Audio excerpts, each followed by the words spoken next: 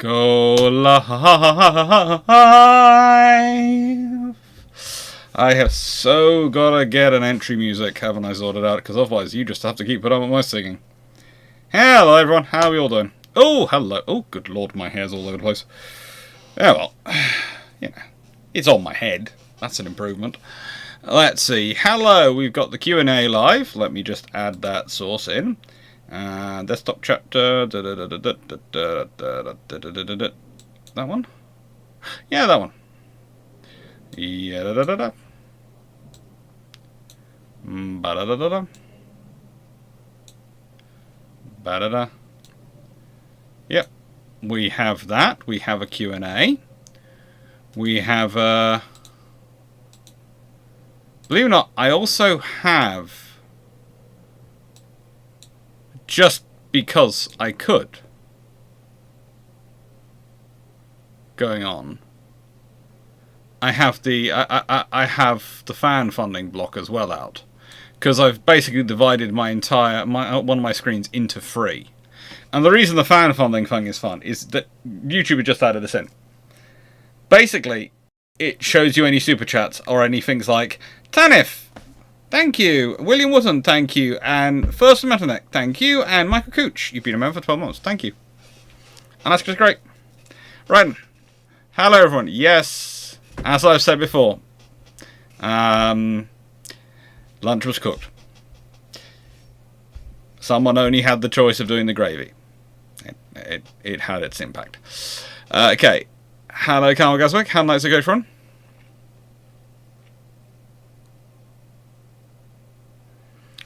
Hello, Steve Clarke.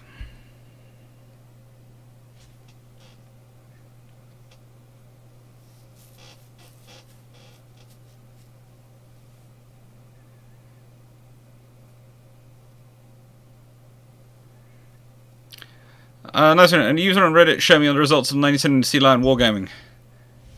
Yeah, but the casualties for the loss of the Sumo wouldn't be worth it. The losses of the Germans would have been astronomical. Sea Lion is not a good scenario for anyone who wants to wage it in terms of if they are. Yeah. I'm sure I had an iron brew bottle which was open. Have I finished an iron brew bottle already today? That is a possibility. Oh well. Fresh bottle! Yay! I honestly do not have an addiction to this soft drink. Honestly. I'm not currently surviving off caffeine and E-numbers. E-by gum. Okay. Yeah, it would have been... Yeah. It's... Sea Lion is an absolute nightmare. And the Germans need this as well. Hello Jacob, hello Ridon, hello Peter Dawson.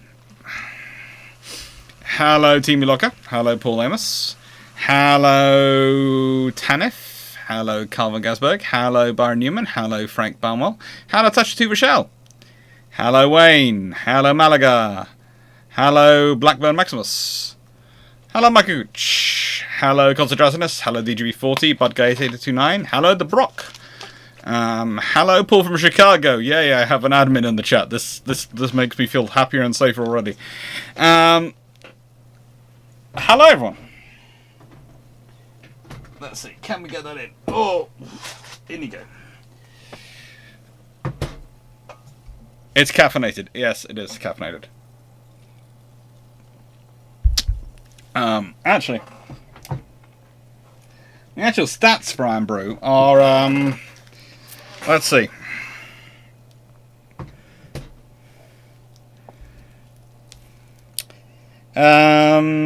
Flavorings including caffeine, ammonium ferric citrate, and quinine. So, the stuff has caffeine and quinine in it. Exactly what you need for surviving Scotland. Something to keep you going and something to keep the midges away. Your local HEB was out of Iron Brew last night. I am sorry to hear that, Brock. I am sorry to hear that.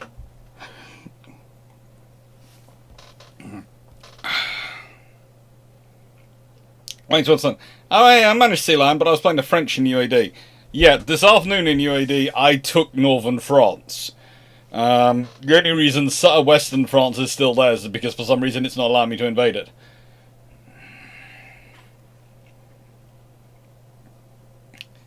Beta update for Ultimate Admiral Dreadnoughts show multiple new cruiser hulls, and best of all, quad turrets for all calibers, countries, and techs. Cool.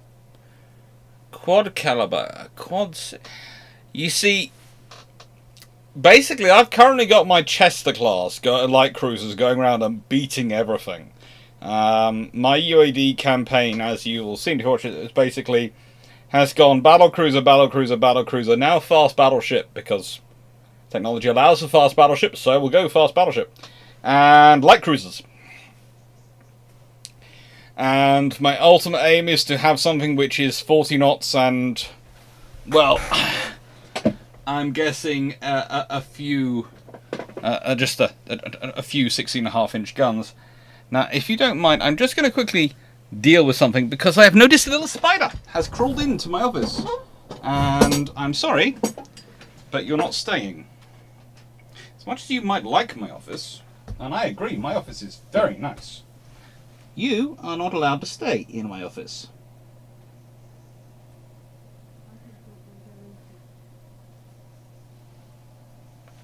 As much as you might like the... Oh!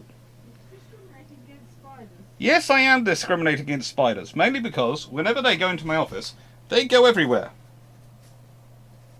I think it's now dropped off on me onto the...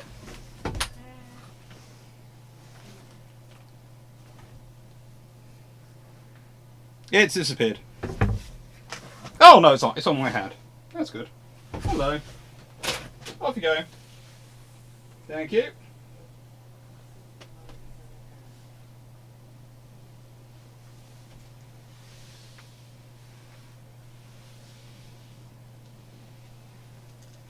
Yep, one Spitty evacuated successfully. No casualties. I don't know. Ay, caramba. One Spitty evacuated successfully. No casualties. The spider might want to learn naval history, but I do not want a spider making webs around my books. So, let's see. Nice to hear everyone. Questions. Ooh. How likely is it that even if the British Royal Navy adopted a 7mm EM2 Jensen bullpup rifle as its stand anti-personnel rifle, that a heavier cartridge would have been used as the helicopter gun? Honestly, the Royal Navy, when it comes to arming their helicopters, picks whatever is available. They really just go and look at what the Army's doing, and the Air Force as a rule. The Royal Navy really doesn't invest a lot in doing research which other services do for it. And second, why do people believe Operation Sea Lion could ever have worked? A user on Reddit showed me the results of the 1974 wargaming this morning, is that out of the 90,000 who would land in the UK, I find the fact that 90,000 actually made it to the UK would be quite interesting. 17% or 15,400 would be returned to France. 36 or 33,000 were prisoners of war. 45% or 41,000 were killed in action in Sea Lion, with 26,000 killed in the invasion and 15,000 drowned in the English Channel. All for 2 Royal Navy destroyers sunk. Yeah, that's the one war game. I've seen worse results. A friend of mine in the US Naval Academy a few years ago was involved in something which ran through Sea Lion, and whilst the Royal Navy did lose more than 2 destroyers, I think they lost about 8 destroyers, the entire invasion was wiped out at sea. There were no prisoners of war. They were all gone. Because it was that bad. I think the scenario was, in that scenario, was the Germans tried to launch it so it would be coming across at night, and it was intercepted by the Royal Navy at night in the Channel. So the German air power was nullified, because most of their aircraft were their aircraft and not able coordinating with their fleet at night, and B, the Royal Navy were the Royal Navy in night fighting.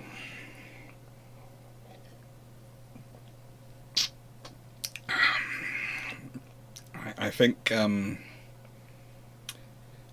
the testing at one point they found that in the computer simulations and working it through, if I remember correctly, that R-class battleships, the R-class battleship, which was in the channel, got to within some region of 100 to 200 feet of some of the landing craft before engaging with a salvo of their guns.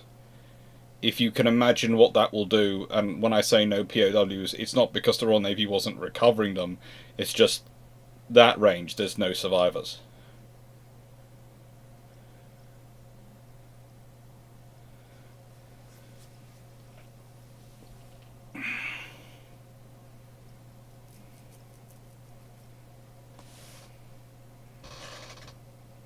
Dan Freeman, hello! We have another admin in the chat. Quinine treats malaria from mosquitoes, not whatever midges transmit. It hopefully stops midges. that's the Scottish myth, it stops the midges. Gaffeine and quinine combined stops the midges.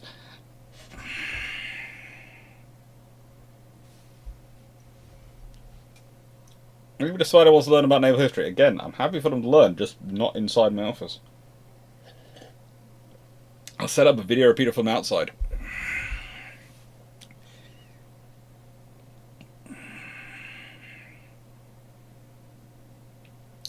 Okay, am I the only one who thinks 15,000 drowned in the channel sounds like a very low number? Yeah, as I said, that some of the simulations have got a lot worse. So you have to hamstring the British to make the Germans have any chance of landing. Yes, and you see, my friend, they were also factoring some of the things they'd read about the Home Guard and their preparations, and they factored that into the defence of the beaches. And yeah, that meant any that got even close to the beach still didn't get on the beach.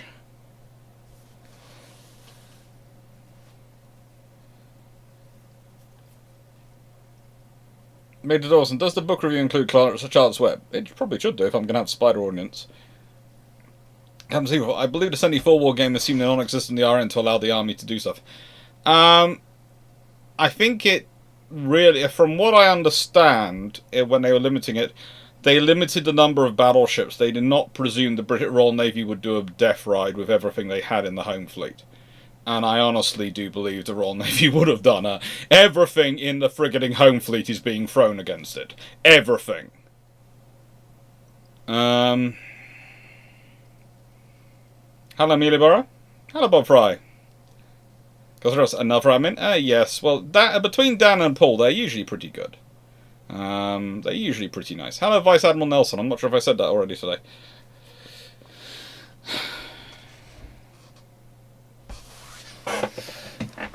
Yeah, that's... Thieves Clarke. Operation Sea Lion shows the capability of home going to the best. It's interesting. And my coach, midges are like tribals. Nothing stops them. That room, within 200 yards before opening fire, 15-inch 42s. Don't need to hit, just the blast will sink barges. I think that pretty much is what was being simulated.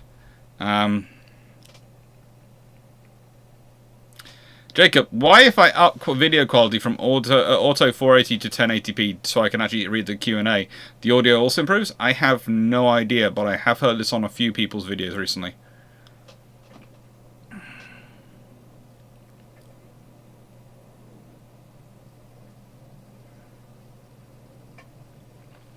A couple from Chicago. I have no admins who cause more trouble than they solve. No, please note what I'm saying. I have no admins that cause more trouble than they solve. Dan occasionally tries to cause more trouble than he can solve, but he usually solves it. Quinine good for those returning from India, Africa, correct, with non-falciparum malaria that can recur.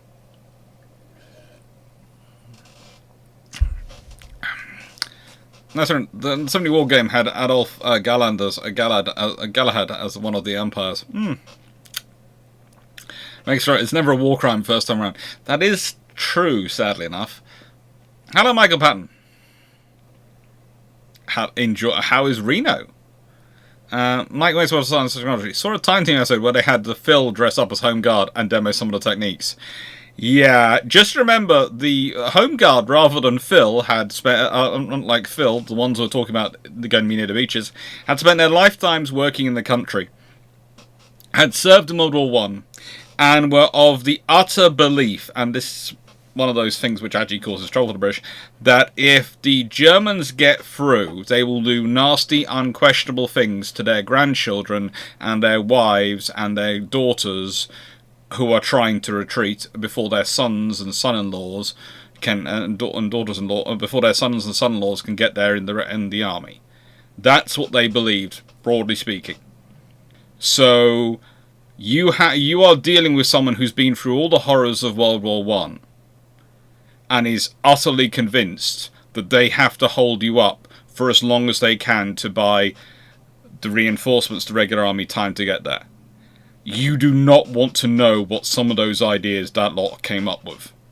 I mean, we know some of the history. We know about the idea of setting the sea on fire with oil and all sorts of things. Well, that's the stuff we know about.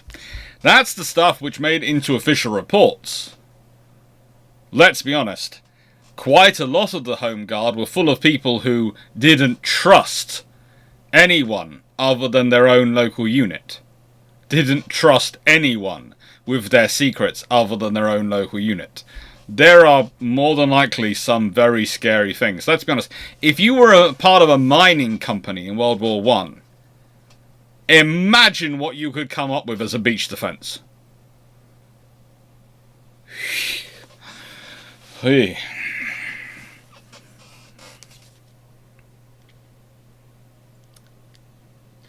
Well, I sent you a PM on Discord that you'll be interested in. I've had a few DMs on Discord. I haven't managed to get into them. I've been, focusing on some family stuff this week, but I will try and get back to them next week. I do apologise to anyone I've missed yet. It's just been family stuff. Dan, please don't provide that clarification. User, if I remember correctly, 2nd Pacific Squadron had to replenish at sea multiple times on trip. Did any other nations take notes, or was there no opportunity, too busy laughing, contemplating chivalry? You have to remember there's the Great White Fleet, there's all sorts of things that have gone around the world at a similar time. There are also people watching, taking notes, but let's be honest, the Russians doing it are improvising at best. Right then, sheesh, the river barges will be like, we were built for people, what did we do to deserve this? No. My good, Steel Fire wasn't Home Guard. Took a lot of infrastructure set up. No, it was a Home Guard idea. It did take a lot of infrastructure set up, but the idea came from Home Guard officers. That was where it came from. Steve Clarke. Certain members of the Home Guard were tasked with assassinating officials if the Germans successfully landed. That was the SOE section of the Home Guard.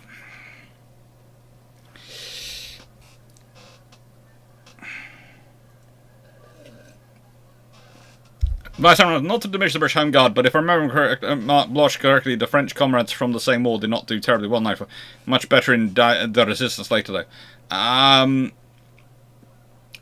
You have to remember there's a different pace of organisation. So what you're dealing with the French, they are originally war started out overwhelmed quite quickly. These have had time to build their positions, prepare themselves, psych themselves up, get familiar with all their stuff, and they're fighting in their home territory. And also you have to remember there's a difference between the British Army in World War One and the French Army in World War One in terms of how they come out of it and the personnel in it. The French Army in World War One have been decimated, and absolutely decimated by what's happened on the Western Front, whereas the British Army, whilst they have suffered horrendous casualties, have actually managed to build up something else.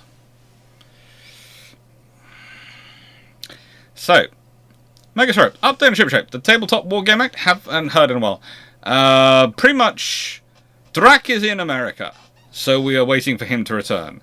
Dan is sorting out something. I know he's on the list of things. Gareth is sorting out something else, and I've got a list of my own jobs which I'm sorting out, and we're all slowly getting through them and going to organise it. And we have to arrange diaries, which includes the umpires' diaries for the tabletop game.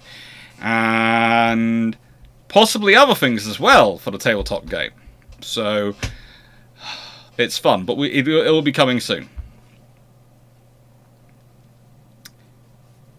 Um, okay. Nice one. If in the early 1960s, because the Second Taiwan Strait not happening, does the USSR not have their AIM-9 Sidewinder copy, the A2 Atoll, benefit the USA come Vietnam? Yeah, but not really that much, because let's be honest, the original Sidewinder is not the greatest thing ever.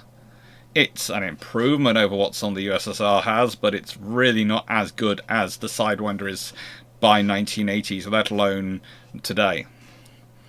Blackburn Maximus. If 4 Renowns were ordered earlier in, say, October 1914, but built with a 4 twin 15-inch guns layout like Tiger, could they have been ready for Jutland, and how would they perform? We see, the thing is, originally the Renowns aren't ordered, they're adapted. But leaving that to one side, if you're ordering something of, let's say, a Renown level earlier, you could have had them ready for Jutland. You could have. And 4 twin, yeah, you could have. And how would they perform? Well, let's be honest, if you've got that many, you've got 4 extra 15-inch gun battle cruisers, which is going to have an interesting effect on the battle cruiser fight. The run south. The run to the south could cost the Germans a lot more, because instead of the battle cruisers in front of the Queen Elizabeth class squadron, you've got the Renowns, 4 of them at the front. So you've got 16 15-inch guns firing at them as they are trying to run away from them. That's probably going to have an impact. That's going to be, let's be honest, a 15-inch shell hitting especially some of the older, slower German battlecruisers, is going to be a significant emotional event, if not a significant physical event. So it could well change the battle in that instead of there being the run to the north, it might be the battlecruiser squadron. The first scouting group has been so mauled that the High Seas Fleet covers their withdrawal rather than advancing to try and engage the battlecruiser fleet, which could actually lead to something even more painful short term. But it would be an interesting scenario. Either way, if you end up with a Jutland scenario, you have then another 632 15-inch guns at the fight. That's scary. But for that to really take the place, then you've had to have had probably the R class and the Queen Elizabeth class ordered at least 6 months earlier in each of their time, which means you might have HMS Agincourt finished. You might have, or at least have been built. You might have more of the actual R-class battleships. So you could have ended up with 8 R-class battleships finished off. You could have had 6 Queen Elizabeth. Let's say they're all 15-inch gun ships, and those 4 Renowns. In which case you have 18 15-inch gun ships for the Royal Navy at Jutland. Or rather, you're drawing from a pool of 18 15-inch gun ships. It probably is you're going to have about 15 there.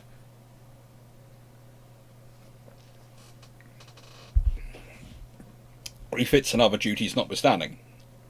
And that's going to have an impact on the whole battle. Not as much an impact, let's say, as having Green Boys built earlier, but in terms of the artillery shells, but certainly going to have an impact. Team Look, could there be an iron ship named after Admiral Beatty? There could. I would personally campaign against it, but there could be. Nice. What millimeter cartridge would the Royal Air Force and Army adopt for a helicopter gun? I cannot remember off the top of my head. Honestly, this is going to sound terrible, but helicopter guns, not really something I'm that interested in to a level. It's usually for all. If you're looking at the helicopter gun as in the gun that swivels out the side, that's going to be the standard machine gun available. So it's usually a 7.62 from memory. 968 for everyone. How is the early war affected by the British if they get a 6.2 pull 16.7mm AA gun they were trying to develop to actually work? They have a lot of short range DACA. Could be interesting in terms of dive bombers. Probably not going to really affect things as much as they'd hope it would, but it's basically a 1.5-inch gun. But it would be, well, no, not 1.5-inch gun. It's almost a 20mm cannon, but not quite. So, yeah, it might do the role instead of the Orlicons. Might be able to do that. Volume of fire, at least.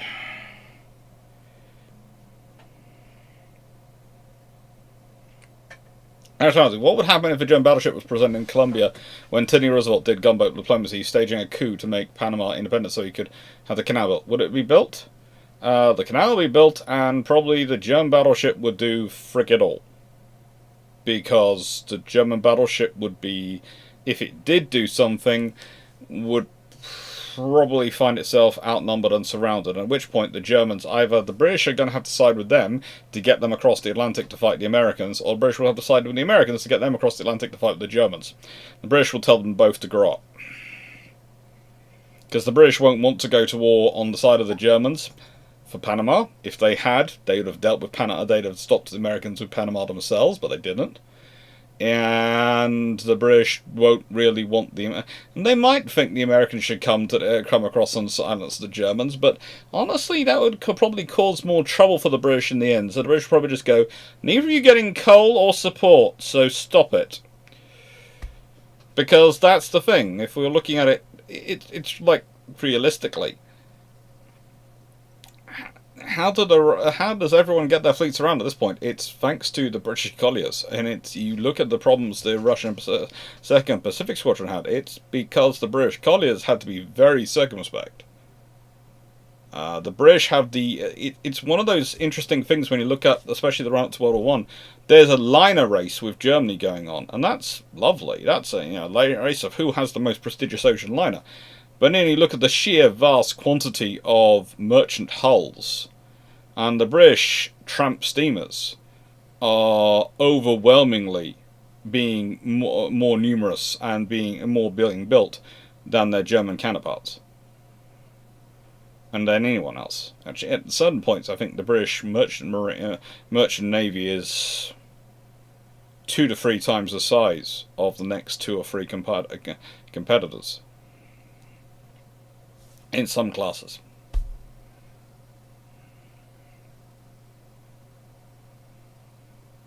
Remember, what's the mentality of the feared mentality? Justified World War I or early World War II? A little fuzzy with details of the respective occupations. Not really, but there were enough bad things the Germans had done that it could be found out. It's always a case of usually in propaganda there's a nugget there, and it's worked on until it becomes the accepted belief. And the trouble is, for Germans as a legacy of World War One, they had done some things which, whilst they were arguably completely justified in the law of war at the time, were very, very silly PR manoeuvres, i.e. certain actions towards nurses, etc. You don't do it. It's a nice way. It's a case of, but it is the rule of law to do it in the rule of war. No, yes, it might be, but in nicest way, in PR way, PR things, you shoot a nurse.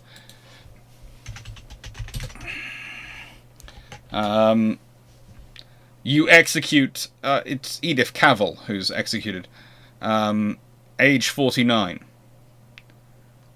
by the Germans.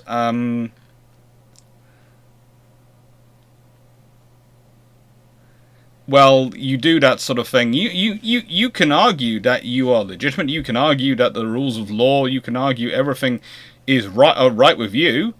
It doesn't matter. Doing it is going to cause you trouble. But basically, that's the scenario where you commute to a life sentence.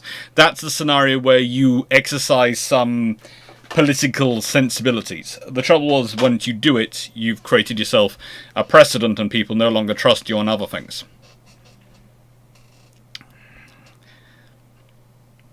Sean Richards, is there any correlation between Egrets, Tribals, 4 twin turrets, also Black Swans, and J-Class 3 twin turrets? There is the same studies going on in terms of firepower and how you balance it out. So you work through exactly how much firepower you need, what you need to do. I don't think the Egrets had 4 turrets.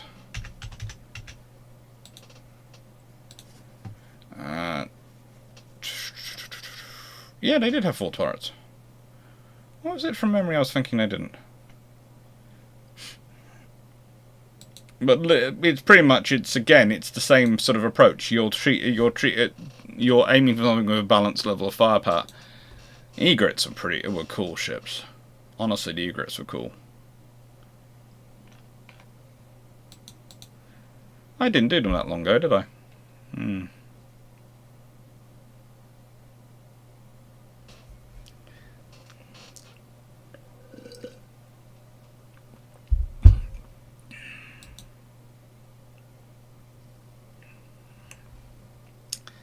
And those guns, if you want to see those 4-inch guns that were on the egrets, they're currently the 2 forward guns on HMS CS Hyder.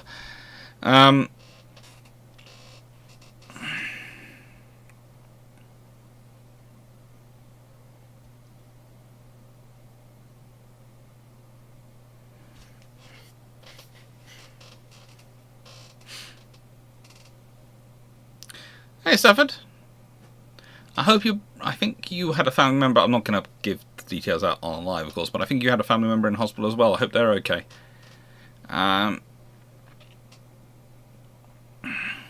Jacob, I know it sounds the same as one country on the to our east that is sending a woman 6 years to forced labour because they deserted because the unit doctors wanted to go home because they were pregnant.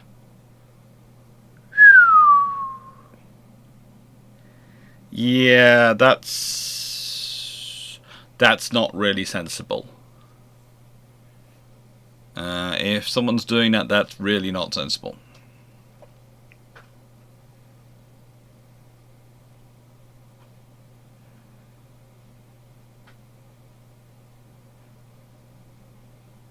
Mum's... yeah, there are issues. So, Mum will hopefully... I think...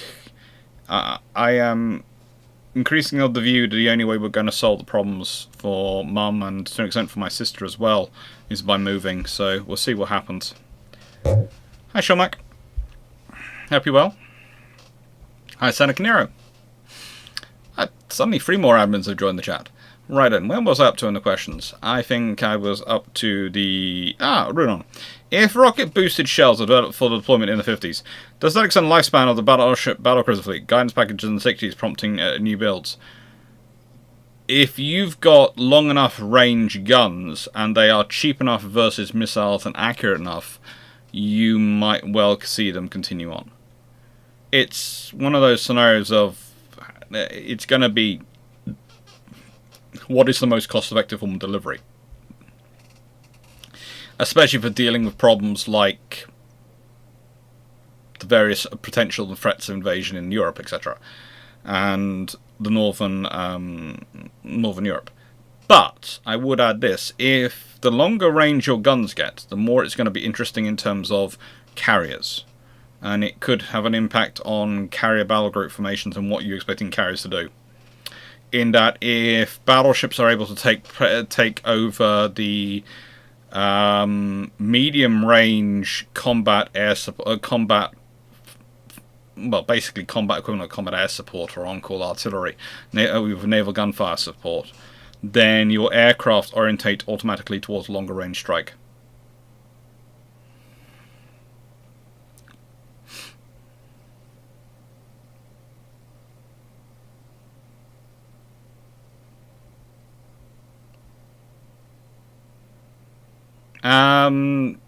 Nothing, probably both, but maybe they could develop a combined weapon. It's quite simple. If in your scenario, in a non-declined empire scenario, there might well be a joint weapons program. Because if you have to do naval history from a non-Anglo-centric perspective, I try and do it from a naval perspective rather than an Anglo-centric perspective, but okay. Which country would be best to do? I.e., what place is good enough literature or archive to do it if you decide it's not an option? Linguistically researching, you're probably looking at Italy. After, if you're looking for non-English language sources, the Italians have really, really good literature.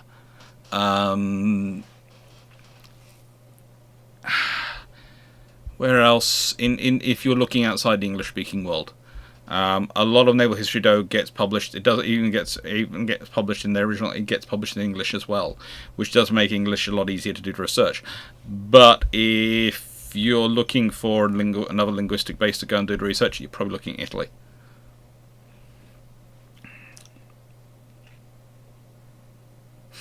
Siglar, if we make the assumption that Germany had spoken to the Japanese in the late 1930s and had somehow persuaded them to sell them the Ryujo, how does this affect naval aviation in Germany?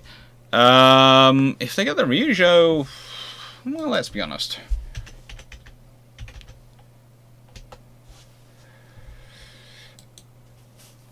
It's not the world's worst carrier. It's actually a pretty darn decent one. It's succeeded by the Soryu. It's 8,000 ton standard. Basically, for the Japanese, selling it would be an advantage. By 1936, it's carrying roughly 48 aircraft. 48 aircraft, and they're decent-sized aircraft. I would say if you get that in the early enough in 1930s, you will get the Germans developing some air group suitable for it. Probably Stukas, Storks, and honestly, probably 109s developed for their fighter. That's probably what they end up going with. What do the British? What happens in the terms of counterpart? I wouldn't be surprised if A, the Royal Navy are building their carriers dramatically more quickly, and B, I have no doubt in that circumstance that Churchill going, I want to pause capital ships. Fine, you can't pause carriers. Why not? Because the Germans have a carrier. Oh, frigate. Yeah. Because let's be honest, with 29 knots top speed and a 10,000 nautical mile range at 14 knots, Ryujo, as she would probably be adapted, operating with Scharnhorst and Gneisenau on their operation would be an absolute nightmare for the British, because that would provide them with fighter defense and long-range scouting, and even long-range strike capability for differential strikes. That's just far too powerful. The British have to have a carrier capability to deal with that.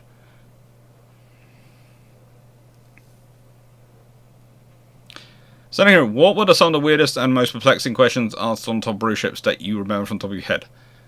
I don't honestly remember any that were that weird or perplexing. He's watching, so I don't mind saying this. Knight 6831 sometimes throws me a bit with some of his very much aircraft and air-centric questions, and I sit there and go, do I actually know that topic? Because I am a bit of a geek and I do love reading around my topic. Or do I not have a good idea? Or can I logically work it out based on what I know? Or can I not? And if I can't, then I just go, sorry, not my area. Go talk to someone else. Usually I think I recommend Victoria Taylor, because she's very, very good.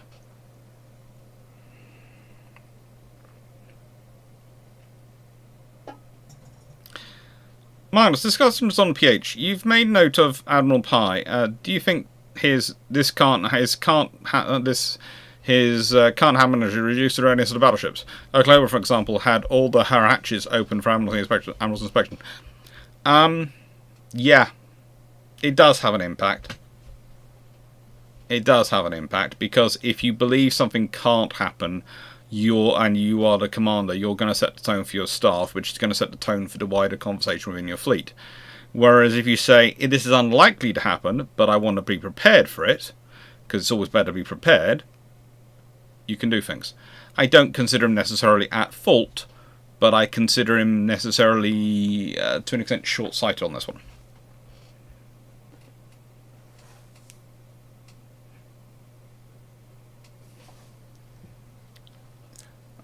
Hunt class.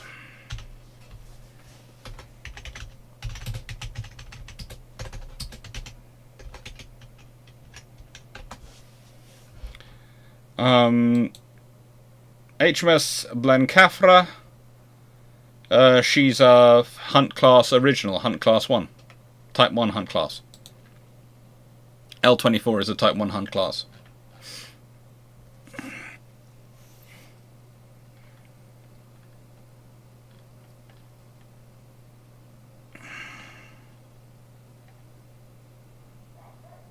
I think.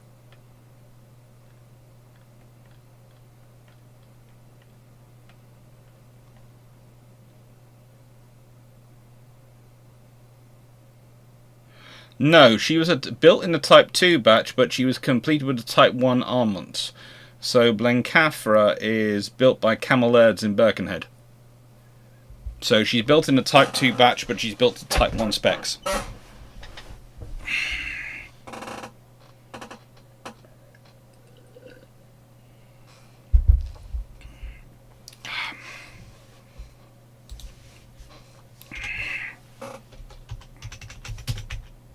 Let me just look up the specs for green cheese.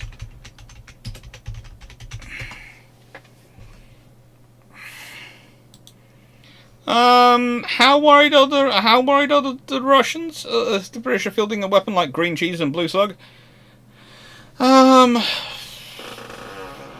I don't suppose they're particularly worried, but they would be more. It's kind of like there's the various other systems around it. Everyone's building weapons roughly of that type and that aim, so they wouldn't be specifically worried. They'd be any more worried than they were about the other weapons being produced. They'd be worried enough to try and think of a counter, but not so worried they're going to start crying to their, crying home in their beds, going, "Oh, the British have green cheese." Although I wouldn't mind seeing that. Seeing a big Soviet general crying in his bed at night, "The British have green cheese!" I would find a very hilarious thing to see, but I just doubt it happening.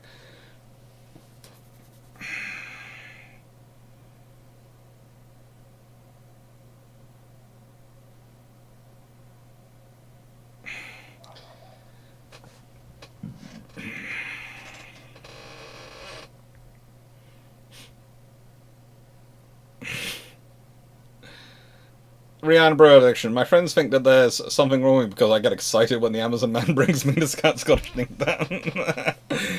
But it's good, Runan. It's good, and you've been a member for 10 months. Thank you. I'm liking this fan funding chat. If I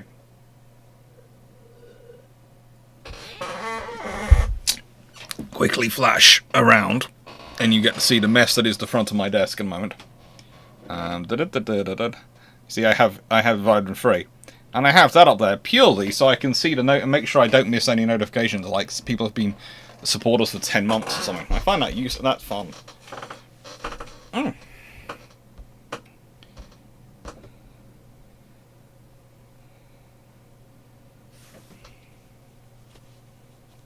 How goes the scheduling for Sweden trips? Currently, Sweden is trying to drive me insane. Absolutely insane. Every time I think I have a handle on where we need to go in Sweden, more stuff drops up.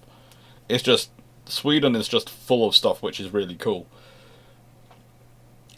Basically, the operating standard is it has to be directly linked to naval history.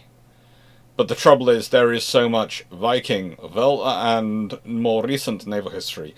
And there is stuff like the Nobel Museum, which is a history of armaments, and there's the Bofors Museum, and that's... Oi, caramba.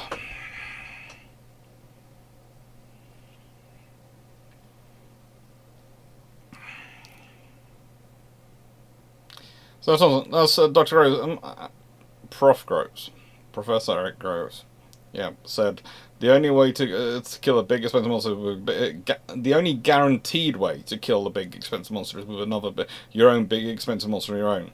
Is the adverse true with a small fast craft? Probably not. Usually the ways to kill smaller vessels is with rapid firing weapons that can blast off and fill them with holes. Turn them into Swiss cheese. Code 05. How goes the scheduling for the Sweden trips? Answer that one. If the British light attack craft based on the British SRN-6 hovercraft would have been brought, where can it be used? It was armed with 6 cells SLM launcher with 6 blowpipe. Probably going to be used in the Falklands, but also in various parts of Northern Europe. It would have been used to support the Marines in their manoeuvres. And littorals in the Baltic. Sig Park, question 8. The 5 worst naval ideas which people playing naval war games, I'm thinking of World of Warships, here think are great or brilliant. Oh good lord. For that, I would probably need to have played World of Warships more recently to have a current idea of what it is. I have World of Warships, I occasionally play it on my phone, the one on my phone, but that's it. And I don't really take any notice of anyone on it. If I'm chatting in World of Warships when I'm on World of Warships, then I'm winding up my opponents. I do shameless psychological warfare on them. Shameless psychological warfare.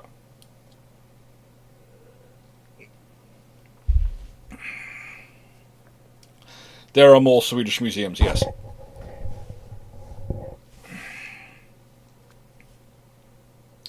No, Birkenhead is not in Liverpool. No. Birkenhead is the other side of the Mersey from Liverpool. And,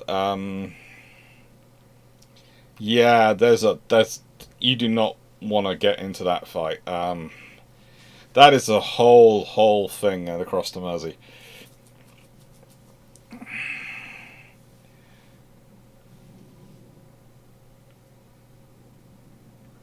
No worries, Stafford. You didn't. No, there's been no misspeak from you. I said I was just being careful today because I don't. No, okay, good. Yeah. Don't worry. No worries about me. You didn't misspeak. Hello, Paul Williams. Wow. Yes. Member for 11 months. Almost. Okay, that was the second question I've asked, and it's not shown up. Am I banned from asking questions or something? I have no idea, Black Monks. If your questions aren't showing up, they're either being blocked by the chat or by a chat bot or something, I suppose. There's potential. But, yeah, I don't have anything blocking you. Nothing's showing up as being blocked, and the admins aren't blocking you, so maybe it's not processing it through YouTube? So, I know I may have made fun of the weapon. I have made fun of the weapon class in the past, but to me, the more I look at it, the less it makes sense to me. What was it meant to be? A frigate, a US-style DE, a cheap destroyer, or something else? Basically, the weapon class was supposed to be the maximizing yards. So yards, which could build something larger than the small fleet destroyers, i.e., the C class, but couldn't build something as large as the battle class would build the weapon class. That was the idea. They were being the intermediate destroyers. Yeah, if World War II had continued, I think you'd have seen them and you'd have justified it going, well, yeah, they're useful ships. They do give you more bang for your buck than a small destroyer. They do give you, they're not quite as large as the large destroyer, not quite as capable as that. But, yeah, they're useful. I think in any scenario which you're not in a world war and it's not continuing on for at least another 2, 3, 4 years, it doesn't really make sense.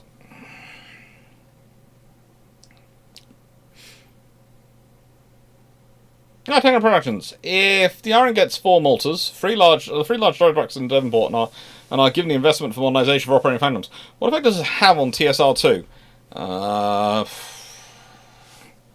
If they have that and they have the Maltas, then TSR2 may or may not exist. Conversely, it might signal a bit of a different British strategy. Instead of us going down a British Army or the Rhine route, we might be going down the naval and air power route. So we provide overwhelming strike capability, nuclear capability, and the offset ability with expeditionary ground forces. In which case, TSR2 might be far more supported and far more likely. So it depends why we've gone down. If we're still going down British Army or the Rhine route, but also the carriers, then probably it's not happening, and probably the RAF is crying in a corner somewhere. If we've gone down the offset strategy route and expeditionary forces route rather than British Army and the Rhine route, then it's probably front and centre.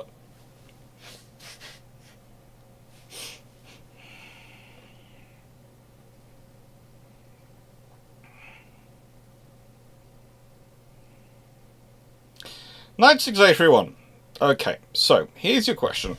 How could a £1,000 general purpose Mark I dropped by a spearfish manage to get through the B-65's large cruiser's 5-inch thick deck armour to explode inside her forward 12-inch magazines? Let's see.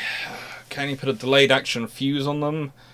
How many can she be hit with? If she's hit with multiple in the forward area, would that get through? Let's be honest, armor stops the first shell. It doesn't necessarily stop the second one, or the first bomb, not the second one. So, let's put it this way. It can happen. There are ways for it to happen. But you're probably going to want to have multiple aircraft and multiple hits to make sure it happens. And honestly, you're probably going to take out the superstructure first and cause fire and basically do a mission kill on it before you do anything. And then when you're talking about getting through the 5-inch thick deck armor, maybe you hit it with some hit it with some bombs, and then you hit it with some more bombs.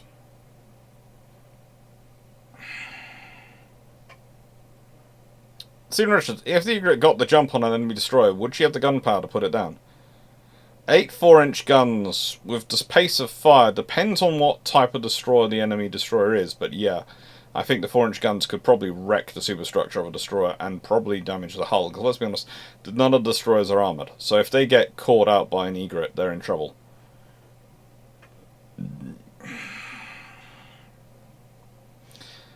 Sigmark, question for you. In your opinion, what or who are the 5 most overrated sources of naval information?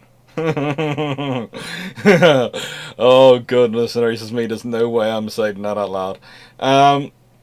I will say I have regular issues with the US Department of Defense's website. I will say I have that issue with the US DoD. But that's more because they seem to always be in a hurry when they're writing stuff up, and they put in some sloppy mistakes in the history stuff. I will say with the rest, all sources have the potential to be useful, but all sources also have the potential to be terrible, depending on how they're used and depending on how they're prepared. And there are some sources for which I have non-stop issues, and there are some authors for whom I love them in so many of their works, and yet there are some of their works where I just go, you were just filling in the holes. Naval Guide. Ah, thank you. How useful would the Tiger class have been during the Falklands War, particularly the 3-inch Mark 6 guns during the San Carlos landings? They would have been extra at Dakar. They would have been really useful from that perspective, but actually their biggest useful would have been as command ships. The big thing for San Carlos and Michael Clarke was he didn't have a command ship.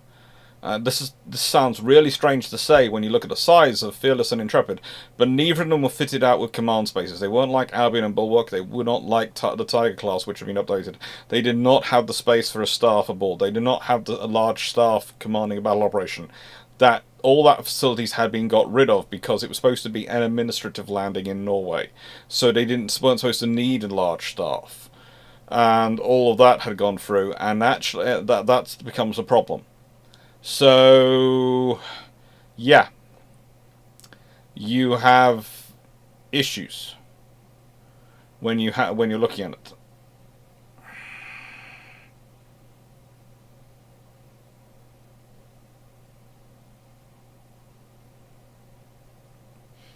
Sure. Why do they choose the 4-inch guns in twin mounts? The C class already are coming out with 4.5-inch. Why are they so slow? Unless Wiki's a misprint, it's a 31. For what are you talking about, Shawmac? You're talking about. But then why? Are you talking? Who are you? What class are you talking about? Because I've lost that. Because I presume that's an earlier question. So basically, 3-inch guns have been really useful, but the command space on a Tiger class would have been absolutely amazing, and also the hangar space. Let's be honest, having the hangar facility in San Carlos would be really useful for the helicopters. You would have been able to do nighttime maintenance with lights on inside the hangar. You'd have been able to do all sorts of things. The weapon class. Oh. There is literally, you are talking to the wrong person. I did write about them in my book, and I did mention them, but I was completely mystified by them. It's literally, the whole scenario is, we're building intermediate ships, we're going to build them with off-the-shelf tools, they're going to be good for air defense. That's it. That's basically it. Joke Frank. Which British heavy cruiser design will most likely be built following Canada-class cruiser, excluding New York's? There was an enhanced Surrey design being looked at various points. There is a 9.2-inch, which was being looked at. And the County class, if if there be no change to the treaty system, if they continue being able to build up to 10,000 tons as many cruisers they want, I think you'd have just kept getting evolved counties being built. Honestly, I doubt you would have. You might well have had the 6-inch cruisers built, but I think the British would most likely have just kept going, well, we can build as many as we want, we'll just keep building 8-inch cruisers. And that would have really wrecked quite a lot of people's plans, because the British could have kept building 8-inch cruisers.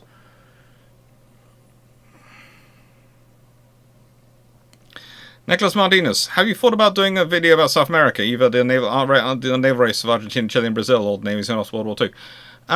Yes and yes. I did a bit of coverage of them in the Dreadnought series, 1905 to 1914, which actually goes on to 1918. Dreadnought series. I did a bit of coverage of them there, and I've done a few bits about them. But I'm probably going to see what books come in. I'm still deciding some of the Christmas specials. I'm currently writing up the Christmas list. You might have noticed a whole load of Bruships have appeared in the schedule. Up until sort of the third week in January, all the Bruships have been scheduled for all the Sundays, and which are going to be, so the ones which are going to be questions and ones which are going to be normal Bruships have all been scheduled in. So yeah, they're all coming up, but it's a case of working it through and working out what I'm doing this year.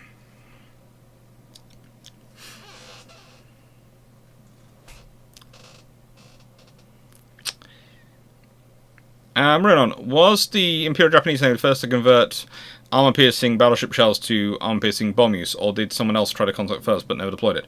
World War I, the British were playing around with all sorts of things. They were making torpedo bombers, i.e. dissolved cuckoos, but they were also looking at various things for battleship shells.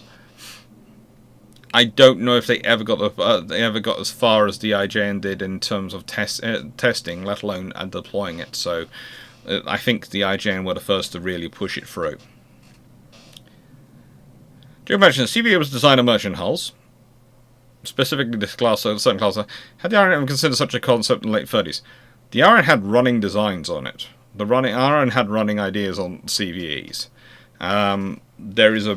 If you have a look at this thing called HMS Argus, and then you look at an escort carrier, you'll notice there's a lot of similarities, as if someone's been playing around the Argus design and evolving it for the last 20 years and working out what the bare minimum carrier is.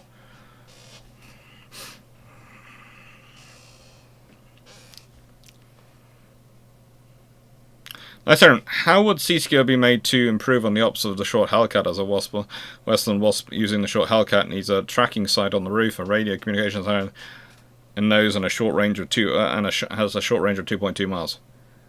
How does it? Night Secretary Front, you are officially delving into an area of I would have to go and look that up. Because, honestly, there's a whole level of electronics and operations in it, in terms of missile systems operating from helicopters, etc., which I would have to work through. You might end up with a scenario like you have on the Apache, where you have a radar sitting above the rotor blade. I'm not sure, but I would have to look into it to try to actually be able to give you a decent answer.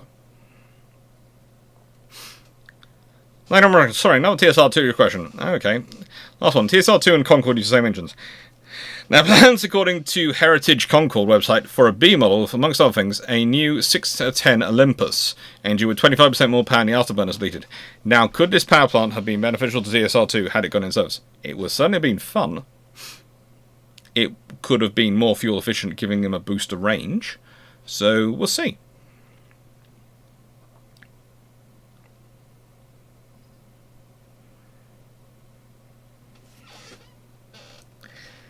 Let's say front. I mean, Schulmack. No one ever said, you know, all the Royal Navy's decisions in World War II were smart in terms of procurement decisions. There were issues. There were a lot of issues. The biggest problem, though, and I get into this occasionally, people, is there are all sorts of ideas about why there are issues with the supply of ships and they're delayed, and people come up with all sorts of things. And they ascribe it to what I would say malice prerogative, but actually, it's usually the problem is actually below that. The issues are the infrastructure below. War profiteering is a nasty, dirty term, and one of the things you realise very quickly, sorry. But this thing... That's the problem. There you go. Done. Something's coming off the wall. Let's fix that. But what you notice very quickly when you start going through the history and start going through the stuff is that the big problem with getting ships into service on time wasn't the front of house, the shipyards. It was the infrastructure behind them which had been allowed to die. And the thing was, the shipyards there could still run at the efficiency they'd run in World War One. They could still have generated at the same pace. They had the personnel, they had the space, they had the skills. What they didn't have was the infrastructure behind them, and that had died just as much as anything else. In fact, that had died even more, because you see, a shipyard is still building ships, but if they're not building as many ships, they won't be ordering as many turbines. They won't be ordering as many ball bearings of things. They won't be ordering as much armor, and all those things go down. And so it takes a time to build them up. And it's one of those things is the classic I use the people to sort of go, well, the British were, for want of a better word, onshoring this capability, ball bearings, far more than they had been prior to, in the 1920s and 30s. They've built these new factories. Surely they're available, therefore it must be the shipyards. And you sit there and go, well, it's not, because just because a factory's been built and because people have started working, it doesn't mean a factory's running at full efficiency. The factory takes about 12 to 18 months to get up to efficiency. It's finished in end of 1938, early 1939. It's really opened its doors and started running February, March 1939. It doesn't really get up to pace till end of 1940. And by that point it's then playing catch up, and it's not really caught up with orders until the end of 1941. And that's a delay point, because ball bearings are going to everything.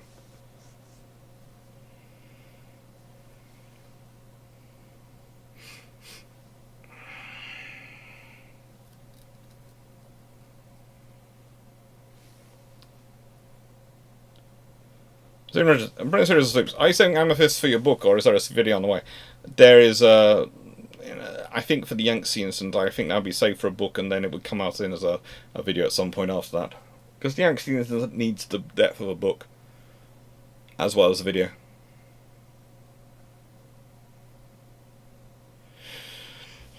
Single. Okay, I'll reverse the last question. Which are the best 5 sources of naval information present company Jamie and Drac accepted?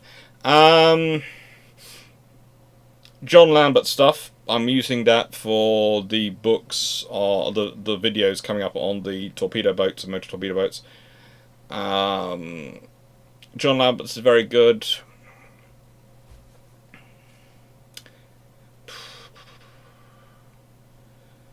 I'd say I have an ongoing affection for quite a lot of the Osprey series. Norman Freeman is always worth a look. There is just so much there.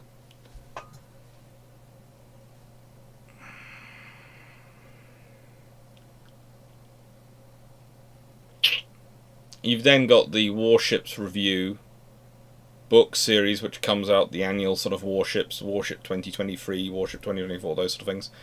And I'd say there are certain authors, John Jordan, Harry Bennett, Andrew Lambert, which you just see, is going to put Roger, Nicholas Rogers. Those ones, you look at them, they're going to have some quality in there. So you go with them. Next one, could you use ball bearings to make a shotgun shell for a battleship? Theoretically. I thought it was a transom. Amelia Barrow, I thought it was a transom stern design of hood. Is that correct? That's correct. There were multiple different designs for hoods, so yes, probably at least one of them was transom design. I seem to remember there being one.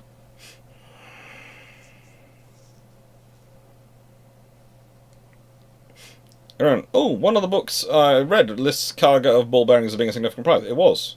And that's the other factor you have. Things like, let's say your cargo of zinc gets sunk. So you've lost the zinc. Well, that's going to affect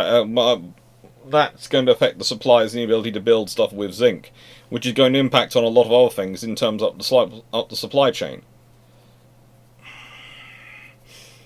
It's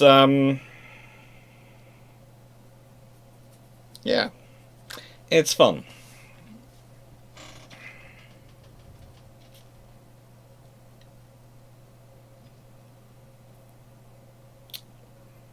Battleship shotgun shell. What are you hunting? Flying whale? I presume it's for close combat. If you get into close combat, or alternatively, if the ball bearings are big enough and flying fast enough, it could be your anti-destroyer weapon. Just pepper them with high, fast flying ball bearings, large ball bearings. Yeah, just basically send a cloud of shrapnel so large in the direction of the destroyer, it passes through the direction of the destroyer, and the destroyer basically sinks due to, you know, just being turned into a colander.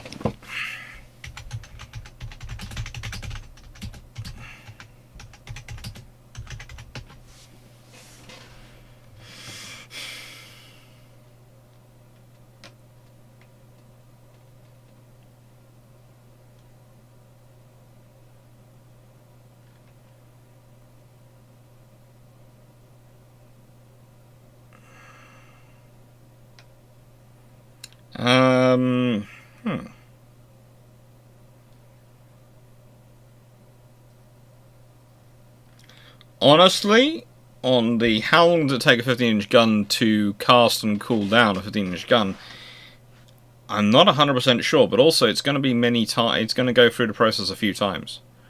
So of it being heated up and cooled and heated up and cooled, from my memory of the process. So I'd have to look that one up because I cannot remember off the top of my head.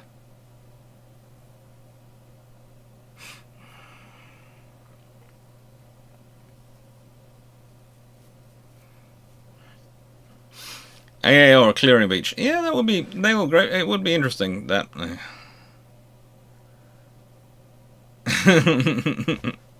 How many balls could be? Well, how big are the balls? And what kind of? How thick is the shell casing? And how much explosive are you packing in with the balls? And it's all interesting questions. I'm sure the idea of a wall of bell bearings heading the way of any softer skinned ship seems reasonable too.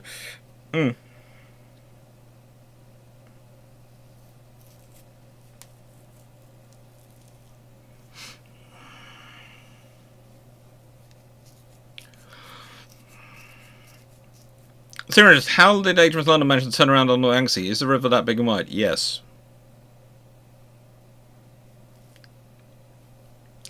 At points, the Yangtze is just that wide.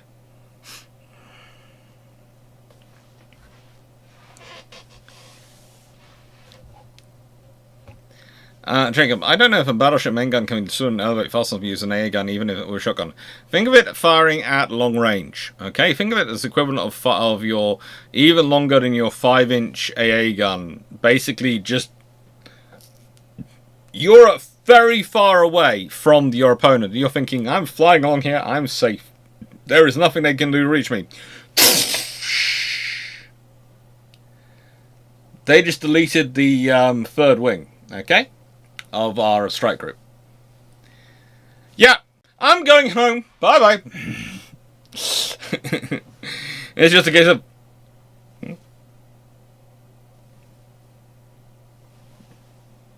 hitting the deck and heading home fast.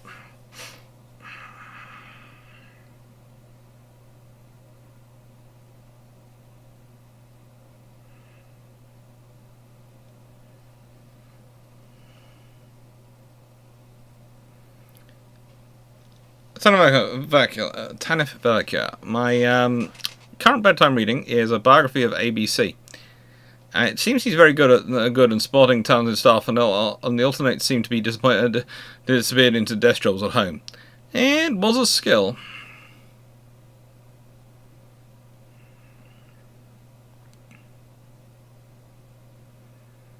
That's right, you missed this.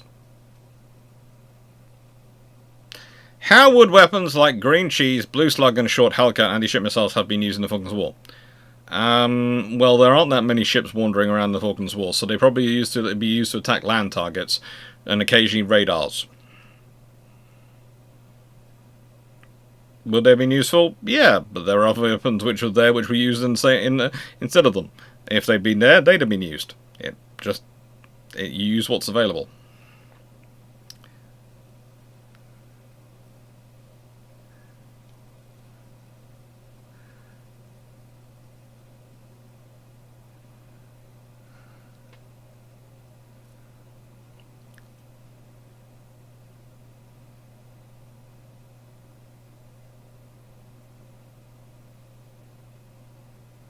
Thanks for answering the question. In addition to alt history, would you be willing to tackle alternate universe questions where the scientific principles are different? Let's say light and air isn't feasible. If I had sufficient time to do the prep, I would have a stab at it. I wouldn't necessarily claim it was going to be a great stab, but I'd have a stab at it. Steve Clarke, HMS Rodney fired an aircraft over 16-inch using radar, and one reports in the Times indicate she may have hit one aircraft. Yes, she might have hit one aircraft, but how many other pilots and aircrew had a significant emotional event because they realised they were being fired at by 16-inch shells?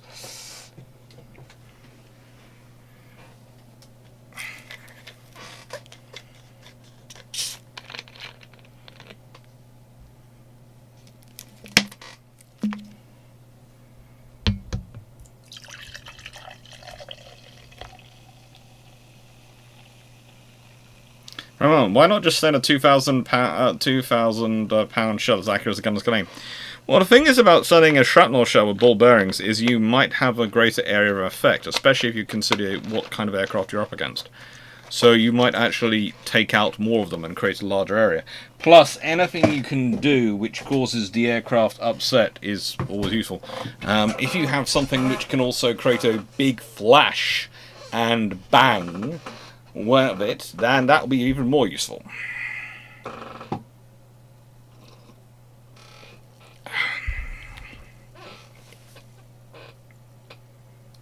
Magnus, we know how armoured carriers do versus kamikaze, but I'm curious about illustrious torpedo protection. After all, 942 it is in the gates. Torpedoes are delivering fatal damage from the US carriers.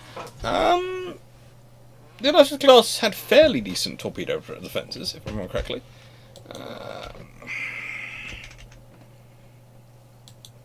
Let me see if I can find that diagram. Can I find the diagram? I have the diagram somewhere. Where is the diagram?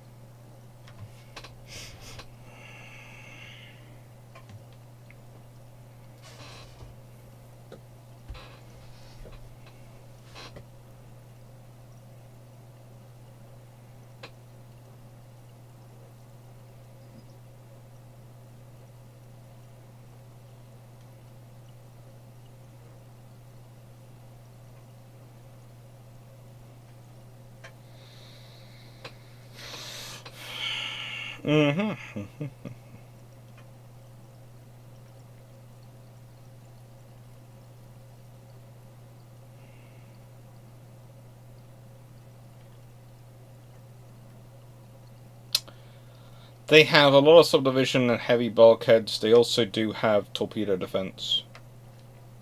I think it's not too dissimilar to that which is used for the King George V, but I'm not 100% sure because I cannot find my diagram.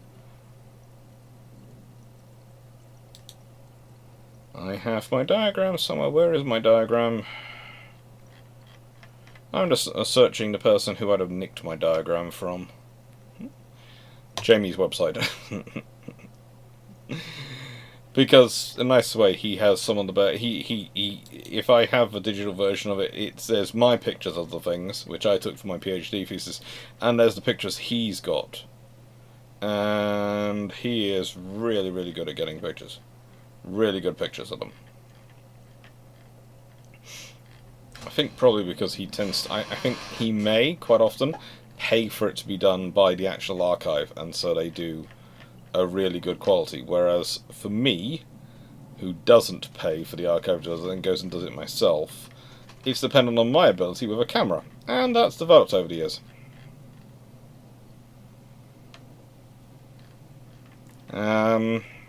Yeah, they've got a similar system, it looks like, but I cannot get a decent diagram which will illustrate it of the Kingdom of Fifths in terms of their torpedo defense.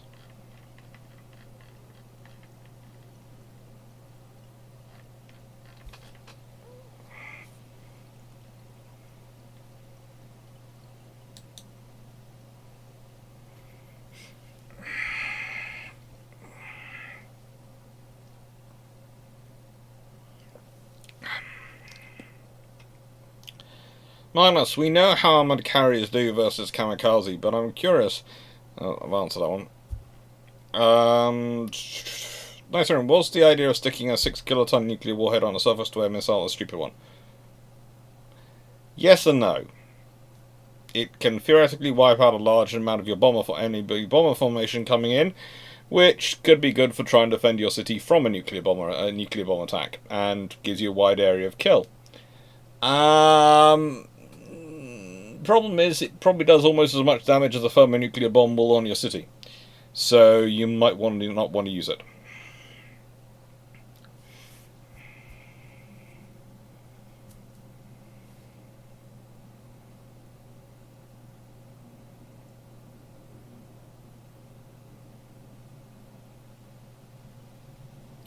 Wire wrapped is literally, as it says, at some point I am going to do a video about the construction of guns.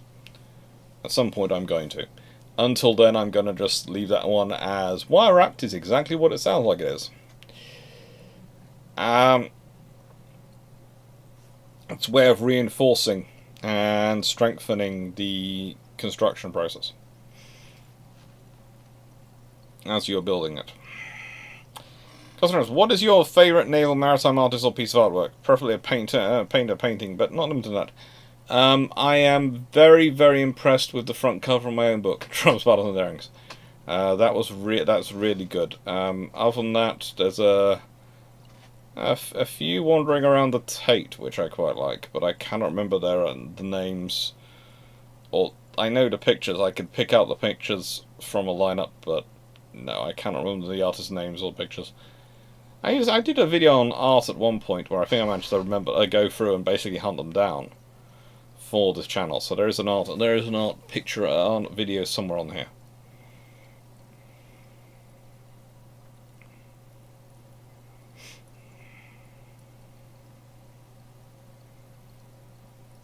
Deborah.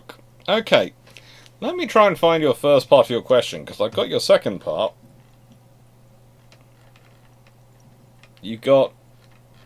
All I've got is what I think is your second part, which is continued. Where does Hitler send the troops that would have been used for the Africa Corps? Add them to Barbarossa, try to get the Middle East through Turkey.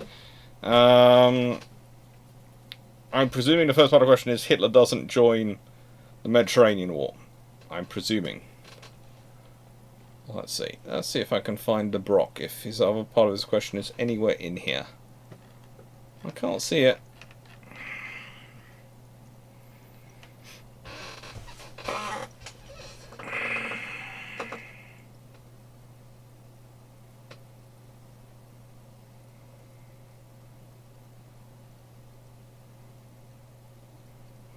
Mekoj, did anyone of a nation in World War II have a destroyer that you think was the equivalent of what tribal?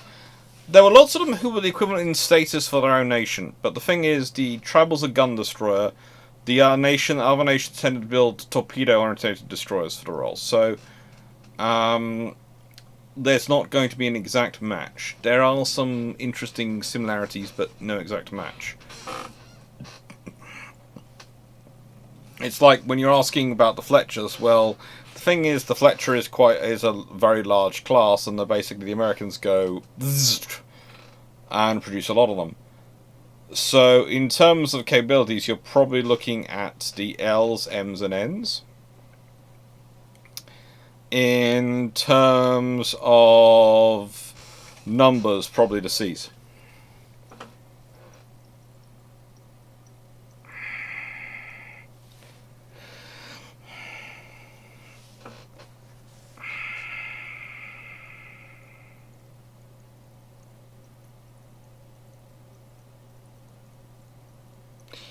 Let's try for one. For the British Army in Cold War, how much difference does getting the 60-mile range Blue Water missile and a missile and a 200-mile Black Rock missile make to deter Soviets? Not a jot to what was actually done.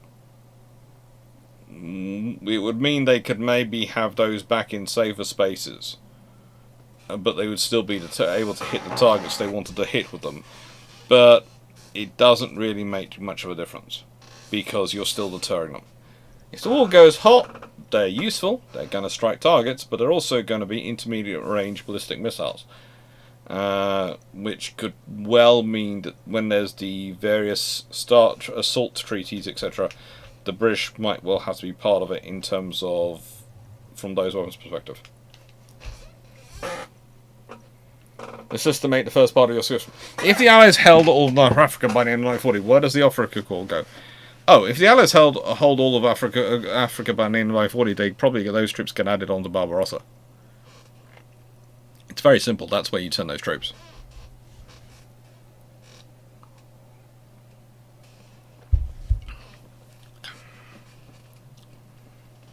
What do you say is the most egregious example? The book says we can carry X, but the captain says we can carry Y, and the chief's convinced we can carry Z. Oh, depth charges.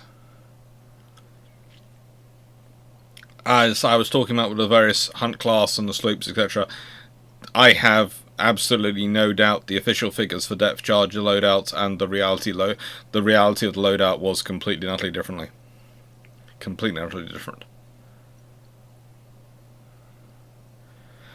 Would the Seagull have been designed to replace Green Cheese and Blue Slug if they had been acquired? Probably. It would be the next successor, wouldn't it? From memory.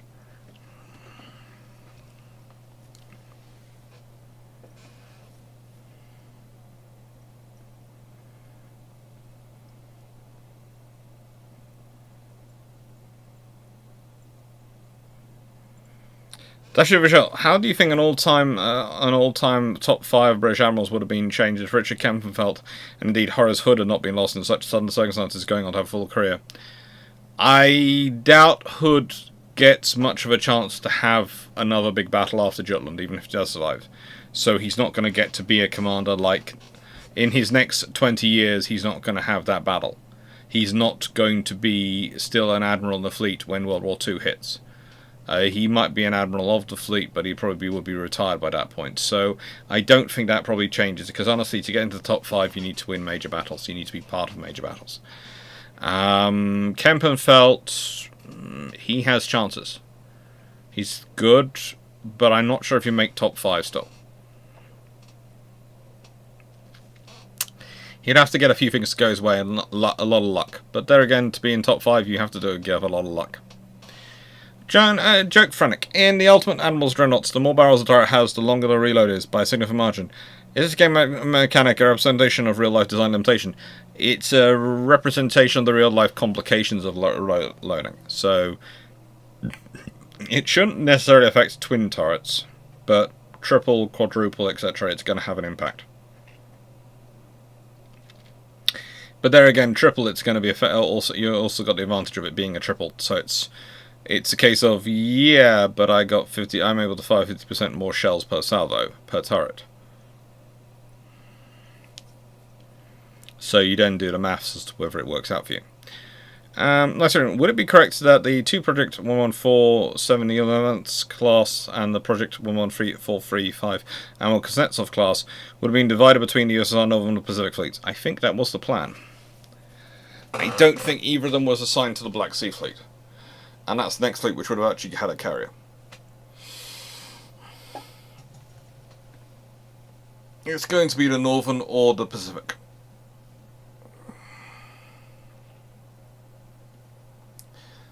First name, Glasgow. The Russian Soviet Navy has a poor reputation. Do you agree with the statement? That's a question I'd ask in an essay. Yes and no. I would say it depends on the period you're talking about. In the late 1940s, 1950s, especially when things like the British R-class battleship are returned to Britain, the Soviet Navy looks very, very bad. In the 1960s, 70s, 80s, as Gorshkov is working on building up a professional blue water navy. They get a very good reputation. They develop some very, very interesting skills, some very interesting capabilities. They're not necessarily considered the best navy in the world, but they're certainly not a bad navy. I would say since the fall of Gorshkov, things have been going in a downward trajectory, and I would say they have some very interesting ideas and some very interesting thinking. But I would also say that, as things have shown recently, they are a force which has been plagued by the same issues which the wider Soviet Union, post-Soviet Union forces have been plagued by, i.e. corruption, i.e. issues with people saying they're fitting something but instead of pocketing the money and selling it off. I think there was an incident a couple of years ago where a captain was jailed for selling his ship's propellers. And you sit there and go, no. So it's one of those things, it ebbs and flows, but most navies have that. Yes, you can argue the Royal Navy always has a good reputation, but the Royal Navy's reputation, it's a good navy, but it's not really a large navy anymore, and it's not as capable as it once was in terms of numbers, so that affects its reputation. The Soviet/Russian Navy, they usually have a geographic expanse, and they sometimes have a very good reputation because they are very good. In the Age of Sail, they reach a really high peak at several points, but then the funding goes off, people appoint cronies to run it, and things go down very quickly. So, yeah.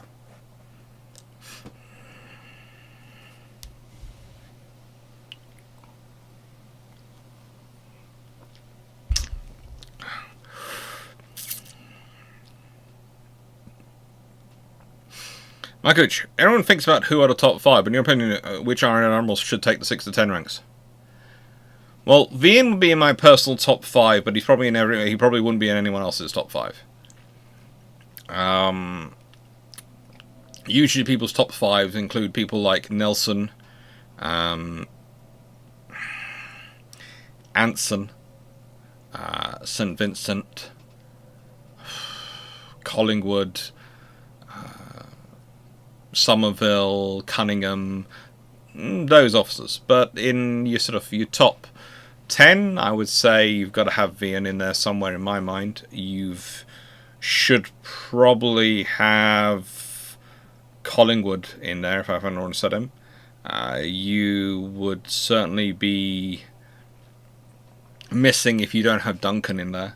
As I've said, Duncan for me is one of the best admirals of his era. In fact, his battle at Copenhagen, his battle at Camperdown is an absolute textbook battle and a textbook example of leadership in very difficult circumstances. Hornby should be in there. Jellicoe should be in there. Despite what happens, Jellicoe is really, really good.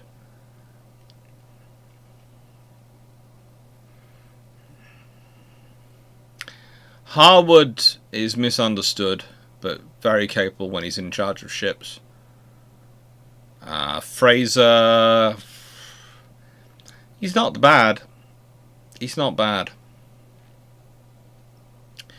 Tritt, always good.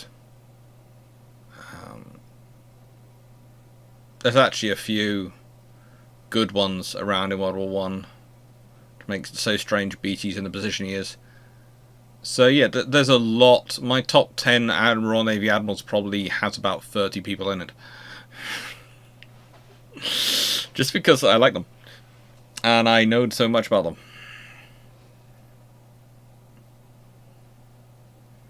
Jacob, how do you sell a ship's propellers? He sold off the ones which were made of the proper alloy, and he had them replaced with ones which were made of a substantially cheaper and less suitable alloy. No, Lord Corconori does not need to be mentioned at any time. He was a fairly decent rear admiral, a very good captain, and absolutely no, he should never have been first, should never have been admiral of the fleet. That's right. Would the French 1981? Would the French Clemenceau class aircraft carrier have been better if they'd been 27 to 34,000 tons at the start? It depends how efficiently you make the design. Just having the displacement doesn't necessarily improve something. It's how well you use that displacement. And I'd say different. How probable is it? Okay, it's going to be one of these questions. Is it that the British Empire would, even with the US leader industrial capacity, have 18 Type 21, that's Leander's, 12 Type 42 batch ones, that's... yeah, Sheffield, those. 6 Type 22 batch ones, to enter service starting in 74 for Type 21, 75 for Type 42 B1, and 79 for Type 2. And 12 Type 42 B2 to start service starting in 1980 will not be able to get these ships in sufficient numbers should the Falklands happen.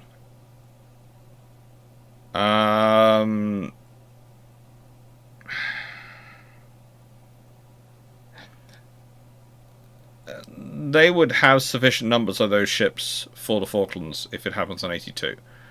Oh, frigate. And it has another parts. And have 10. Okay.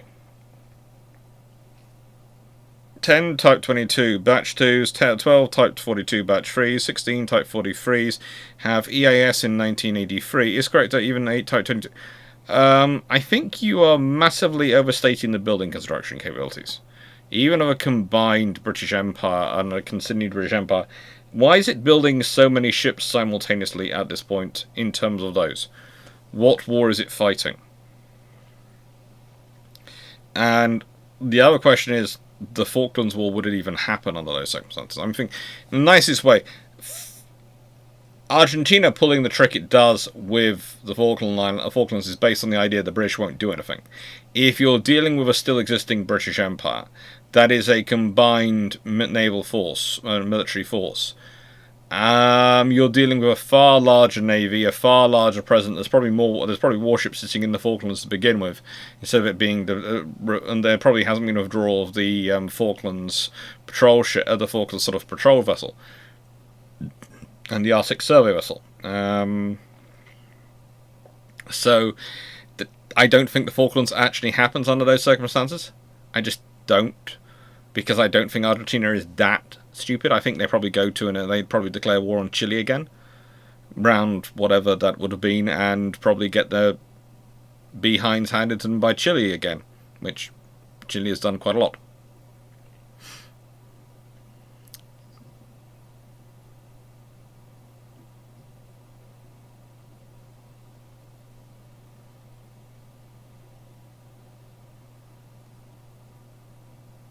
True question. Yes, I know. I've spotted it in the questions.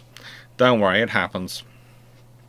And yes, Jellicoe basically loses out on his status because of, well, you can argue two things. One, he didn't push for shell reform when he really had the chance and power to do so, and two, he didn't do the other things he needed to do. In terms of when he had BT not providing information, he still managed to do as well as he did, but if BT had actually been providing accurate information, the Battle of Jutland could well have happened several hours earlier, and that would have changed the battle dramatically in terms of results, because it would have made it harder for the Germans to break away. It would probably been not 2 engagements but potentially 3 engagements, and the third one would have really told on the Germans, because at that point they're already in trouble, and we all know what happens with Seydlitz and the fact that she does ground all the way home. I don't agree with the phrase describing her as sink, because she grounds, but they get her up, they get her on, they get her home. But I think there's a lot of ships which would not have made it home if there'd been that engagement.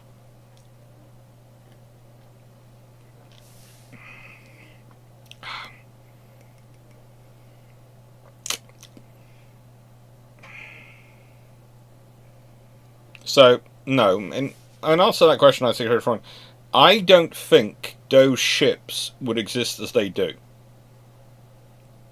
That's kind of shocking to say, but let me explain this. So I think if you have a British Empire, and a British Empire still going in the 1980s as sort of some sort of collective defence organisation, I think the ships are going to be very different, because you're going to look at what's going to be featuring into those ships.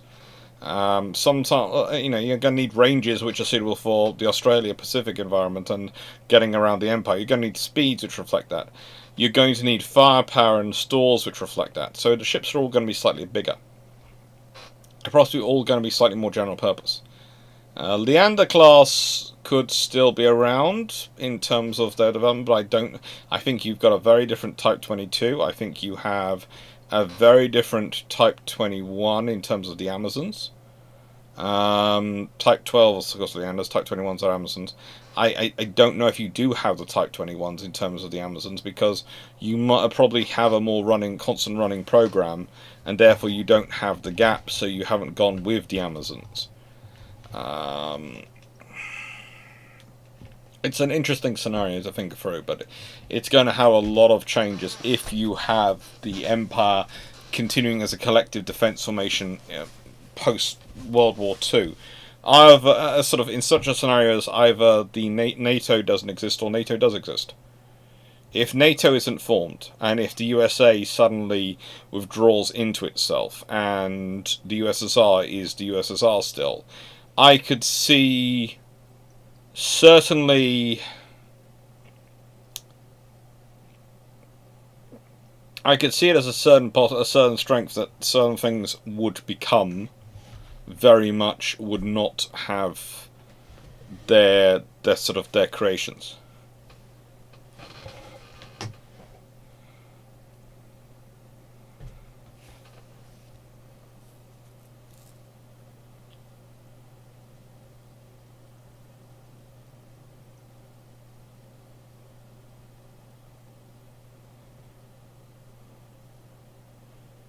It's all fun, but it's yeah.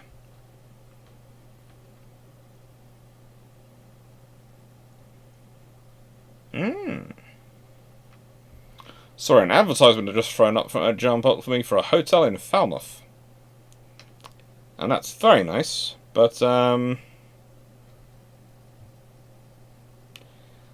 need it at the moment.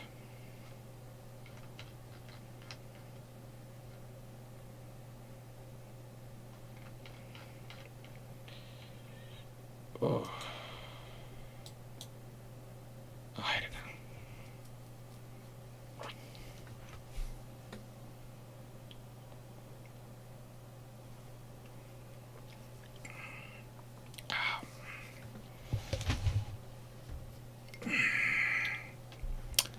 Mm-hmm.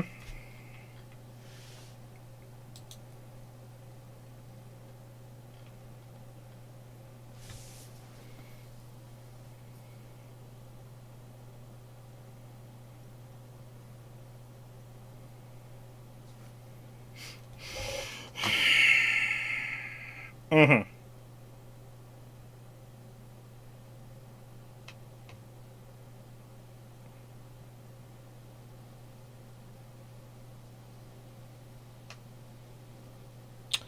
Ah. Yeah. Sorry, something else flashed up as well. The whole issues going on over the royal families, and the fact that an aide is going through the monarch, Queen Elizabeth II, and Philip's files before a historian does, and people are going, "Is it a break from the tradition?" Actually, it isn't. It isn't, because it used to be that the historians chosen, who would run through these things, were pretty much de facto part of the staff already. The fact that there's not a historian as part of the staff anymore is the break from the tradition, and so that means it looks different. But also, most of the people complaining about it are people who would like to have the job do it themselves. But in the nicest way, you need a historian with a security clearance. A very high one to be doing that duty, and they might not like that idea, but that is the case. Because the Queen has unfettered access, the monarch has unfettered access to all sorts of information. And so, yes, it's an amazing resource for historians, and I agree. But I also agree that you cannot just trust that with just anyone.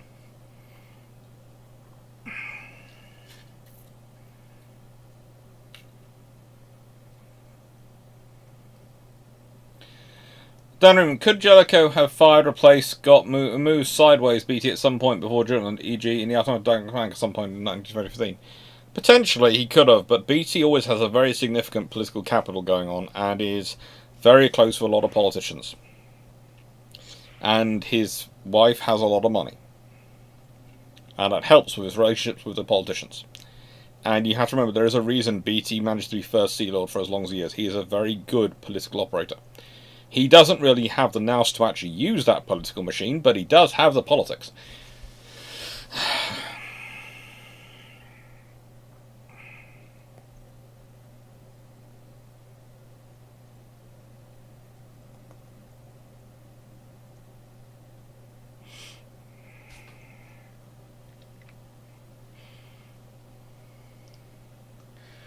True mention, BT would have been replaced with Sturdy if you'd been removed. Sturdy? No, it wouldn't have been Sturdy, it would have been Hood.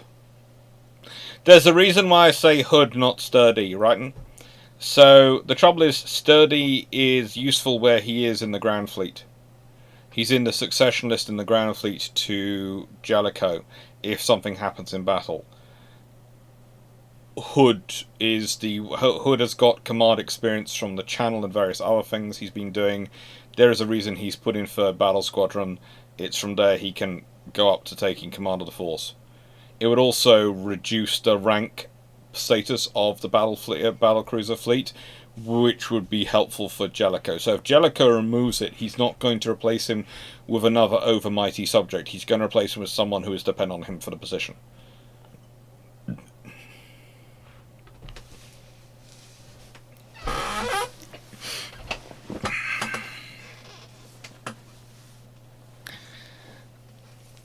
No, I have my vision of Majesty. I haven't gone. No, that would be my warship. You will tell me the details. All sorts of funds. The Brook. Historian to Queen. That security clearance is probably take poison before reading. You might get the antidote after you publish your version of it. Yeah. Potentially.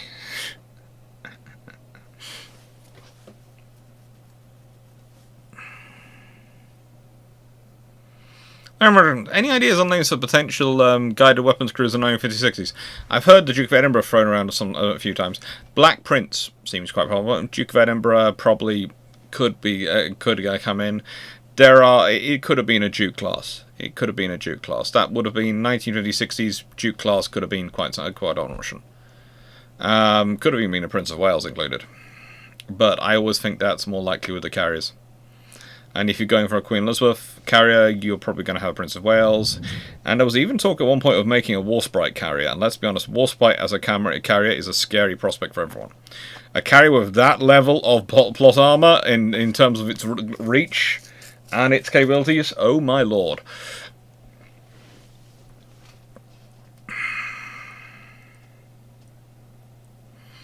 I remember, given the counties were built to plug the hole from not building the guided weapon cruisers, could they have been county class themselves? That is an option, but I said I'm almost tempted by the Dukes.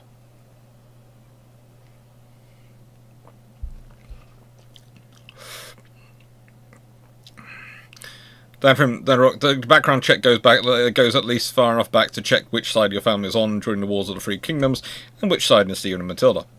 Yep. Luckily, in both those scenarios, my family was on the side of whoever paid the most money.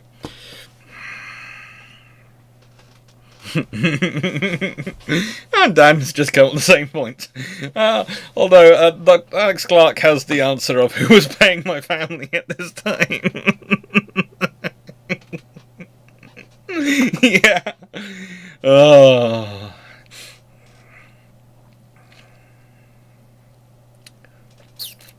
What about Charles Madden? Madden's taking over Glen Fleet as Jellicoe had recommended.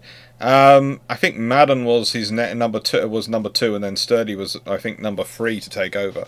If there was in fact, there's a couple of others in there as well. Jellicoe has a very, very rich, well documented, and well thought through plan for what happens if anything happens to him in a battle. It's one of the interesting things that while he's in charge, the Grand Fleet has a very, very key succession grouping, and they know it.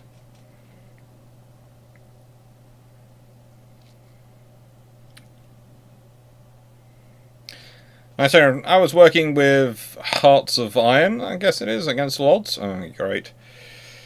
I need to play that computer game. Honestly, I need to do something, because I get so many questions from Unite to everyone. The fact that I haven't played the game, and I need to. But also, because I discuss it now so often, because of you asking questions, I get recommended Hearts of Iron videos on YouTube. This is disturbing me. I have never played the game, yet I get recommended videos to watch on YouTube. It's just...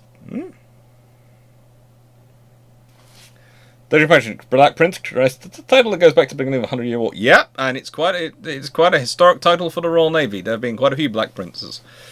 And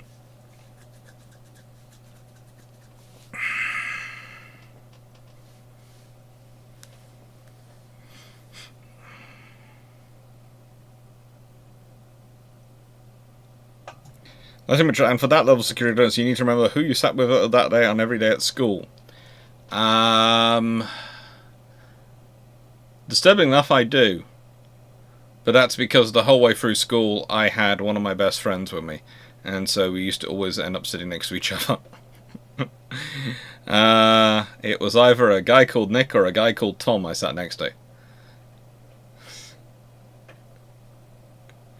Either that, or I got after a certain level, you got to a level where we had the entire classroom to like 3 people, 3 A-level students. In which case, we didn't sit next to each other. We all had multiple desks to ourselves and enjoyed it, and no one complained we were sitting at the back of the class because there was only 3 of us. It really didn't matter. Dream question: Hearts of Iron 4 has a lot of DLC. It's expensive. As some of you watching me on Twitch stream on Friday will know that I am trying to get Carrier Command Gaia to work. I managed to get it to work when I'm not streaming, but when I'm streaming it seems to have a habit of dying. No, Dan Freeman. No.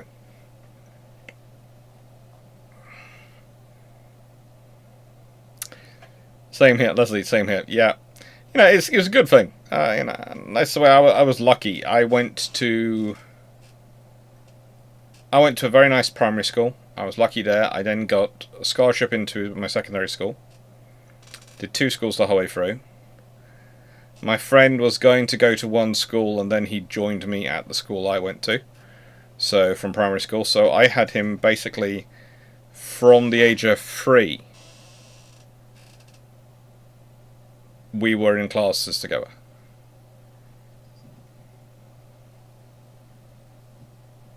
Of course you were, Leslie. Of course you were sitting next to Helen. I was in all boys schools the whole way through.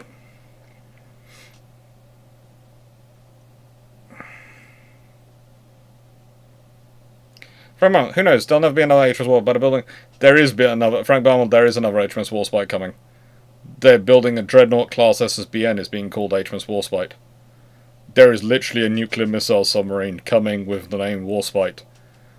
Don't take this the wrong way, that's another reason I want to move my family as far away from London as I can get. You know, there are a few ships with more history of doing their own thing and not listening to orders than Warspites.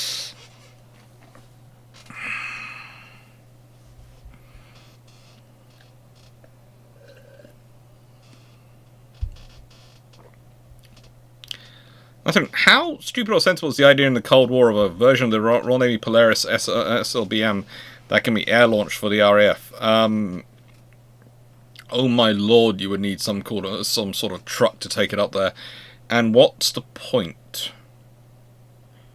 It's not necessarily a bad idea. It could give you a very interesting range profile and strike profile, but the sheer cost and expense and difficulty of doing it would be an absolute nightmare. Good luck, Stafford. Safe journeys.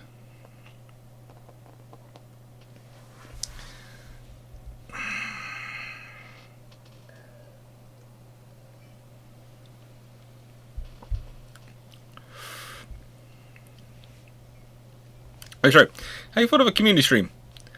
Barrow Trauma is a submarine crew adventure game. Could be fun. I have looked into these things, and I am... It's going to sound strange, but let's put it this way. This year was about seeing if Twitch stream was worth it. If there was going to be enough engagement in terms of... And I have to say, this is the thing I find interesting, because I was going through various stats and things earlier, and something I've noticed that now that YouTube tells you on the channel how many videos you put up there. So I apparently put up 1,400 videos on YouTube. Over 1,400 videos, which I find cool. But leaving that to one side, I also find that I put up a lot of videos. Leaving that to one side, I should probably worry about the money more. I should. I get on lectures, and I am now in a... Thanks to, let's put it this way, YouTube and Patreon, all these things, are now a significant enough part of my income stream, and the most reliable part of my income stream, that I'm basing research and a lot of funding of my work, in terms of my historical work, off it, and my procurement of pictures, etc., for my books, etc., off it. I should probably worry about the money more. But what I worry about when I'm looking about videos, etc., is the level of engagement, in terms of how many people comment, how many people ask questions in the comments, how many people answer the question I've posed at the end of the video, how many people come back and watch again. Those are the metrics which I worry about. Anything else I really don't pay that much attention to. And for me, the last year on Twitch has been about what should I say? Is the level of engagement at a level of it's worth my time, because it is reaching more people with historical stuff and history discussions. And I think it's going to be. I'm looking forward to doing an end of year analysis in probably sort of in January next year, and just looking at it and going, okay, what am I going to do? How am I going to grow this? Am I going to grow this?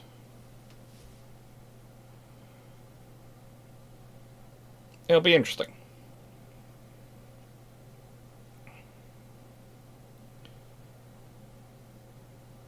I have Gaia Command on the computer. I have Gaia Command, the PC version, downloaded from Steam.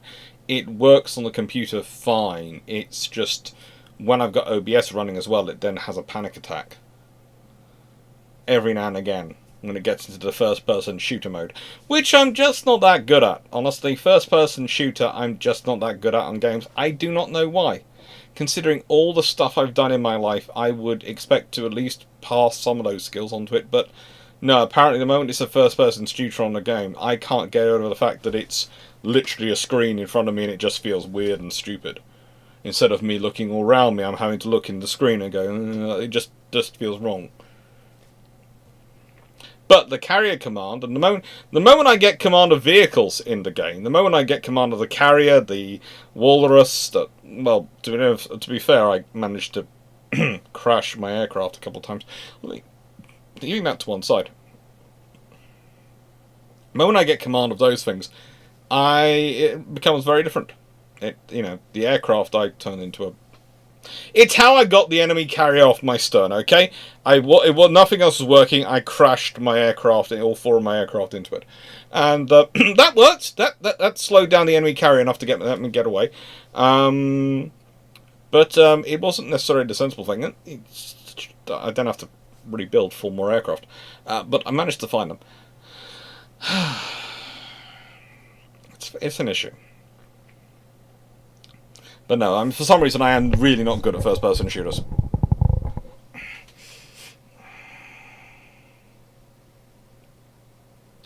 How plausible do you see a non-declined British Empire, Canada, etc. developing a phalanx-type weapon? Again, I think they develop a combined weapon. I think you're listing them all developing different weapons. If they are working together, they would probably develop a single type weapon. A single weapon on them. So probably would go with a 30mm of some kind. And it probably might have different names depending on who produced it, but it probably would be a common weapon. And is the Ikra suitable for vertical launch? Later versions of the Ikra could have been modified for it. It's not. It doesn't. The original one isn't, but you can develop an idea for it. You could develop Son of Ikra, which would have the same skills.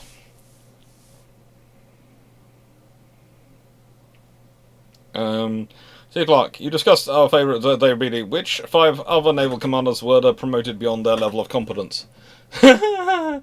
Oh, there are so many. There are so many.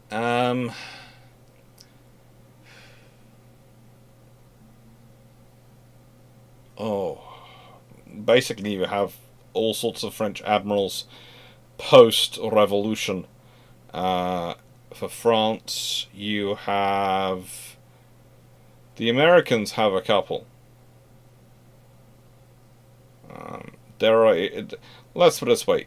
You can find lots of admirals who are promoted past their competence because they're very good. One of the people I would say is Harwood, in that Harwood is not promoted to necessarily part of his competence, but he does very well as a Commodore. And then he's put into a scenario for which he's not been trained. He's always been trained as the Royal Navy because his plan was to use him for operation. He was, on the sort of thing for, in this way, for Home Fleet and for the Atlantic, the South Atlantic. That was his areas. He was going to end up as CNC South Atlantic. Wins Battle of River Plate. Churchill immediately knows his name, wants to put him into the Mediterranean, things like places like that. And the Mediterranean is a very different command structure, because if you're in Home Fleet, who deals with the politics? The Admiralty. So if you have a political fight going on around the Home Fleet, between the Royal Air Force and the British Army and the Navy, and they're trying to blame the Navy for something, the Admiralty will deal with it. The Admiralty are the political wing who will deal with it and who have to face that fight. And if you're down in the South Atlantic, you don't have that problem. But if you're in the Mediterranean, you suddenly have that problem, and that's his big issue. He gets caught out by the politics. Not because he's not capable, he's just undermined by the politics and doesn't really know how to deal with it. It's not something he's been trained for. And you either need a very good staff, which is competent for dealing with that. And sorry, I've got a mosquito wandering around, and the mosquito is going to die when it comes flying out next time. So I'm just changing light patterns so I can see it more clearly if it comes flying around. But yeah, he has that problem. That's his reality.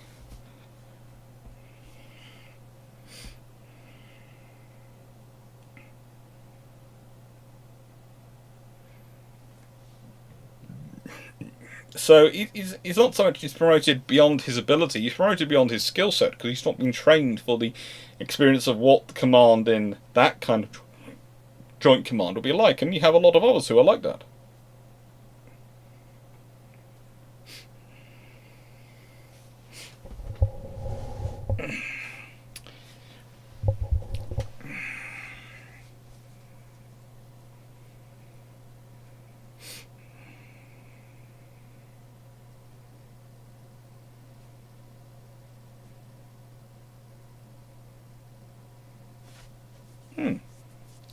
Sure, I know. I was hoping that starting a Carrier Command 2 game that was played with a group on Discord would be fun. Yeah, it's possible.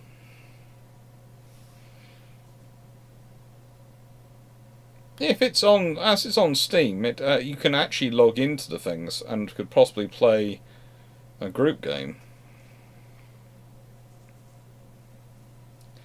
If I allowed a spider, no, it would have been an issue. Still.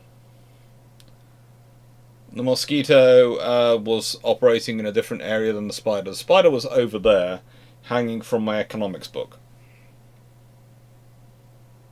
The mosquito was buzzing around here.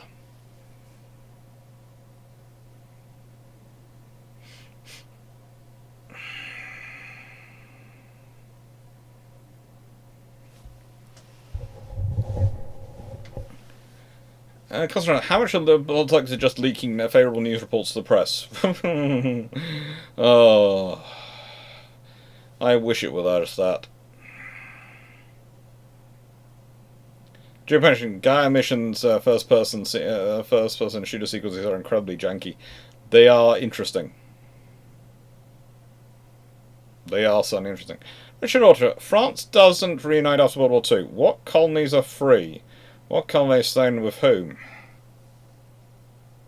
Oh, well, honestly, from the top of my head, I have no real idea, but it's going to probably depend on where the colonial governors come from and the senior officers come from. and how the military breaks up. That's going to have the impact on it.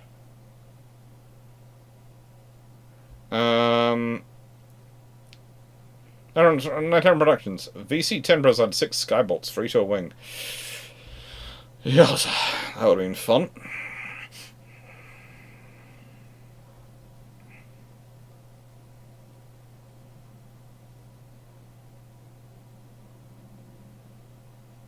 Sure, Mac, do you think Villeneuve was probably to be on his level? Or do you think he actually did a decent job? I personally, in little looking I've done, found very little that I was faulty decision making his part. Villeneuve tries his best. He certainly. The trouble is, you need to be something amazing to turn his job into anything less than it was, anything more than it was, because of what you're heading into, and that's his problem.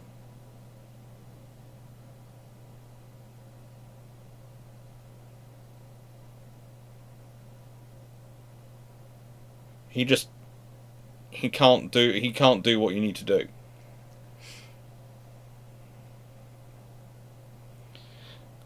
Spoilers. Following on from Steve's Clarke question, who should not have been promoted to Rear Admiral? Okay, well, the trouble is you have Rear Admiral in there. And most competent captains can be a decent Commodore and a decent Rear Admiral. Because that's usually just group command. And they can do that. That's the extension of commanding a ship. So once you get above that, you have more and more strategic nous and political nous coming in, and that's where you get the problems. So it's basically the big promotion barrier is Rear Admiral to Vice Admiral. Even to this day, to an extent, the big promotional barrier is Rear Admiral to Vice Admiral. There is a big difference between those two roles. Even though Rear Admiral has increased its strategic and political role far more than it used to be, considering Commodores are doing far more leadership now than they used to, it's still quite big. And yeah, that's the issue.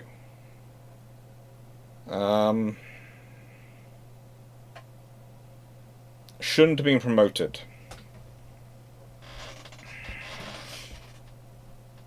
I would argue Lord Corkenori is a good example of one who shouldn't have been. Especially with what he does in World War II. I would argue there is an issue for my mind in PYE, at in terms of his role in the Pacific Fleet, etc., in World War II. I would argue there are a few others, but it seems cruel to just throw out names without giving a good example at this precise point. So a good presentation to explain why they're there.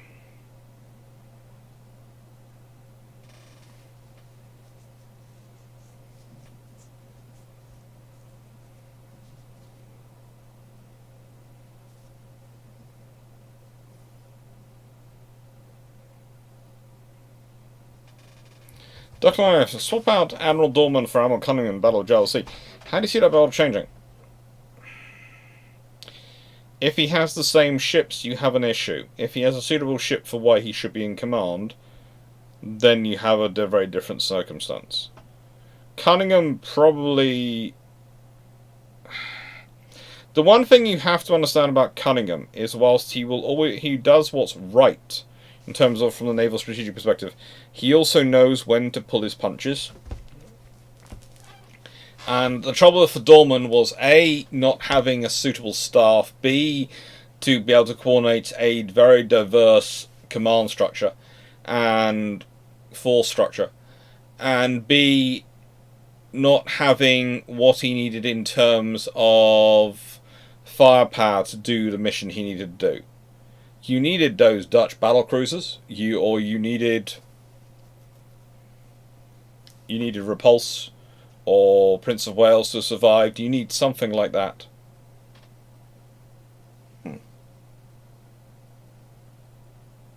So I'm just flirting around over there, so I'm just ignoring it for a moment. Mosquitoes, fun things.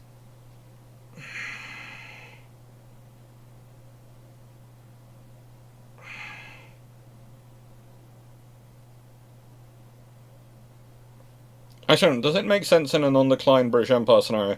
The Hawk Siddeley Hawk could be adopted by the RAF as it was and by the Iron as a carrier truck conversion train. Probably. It's certainly used by the US as one.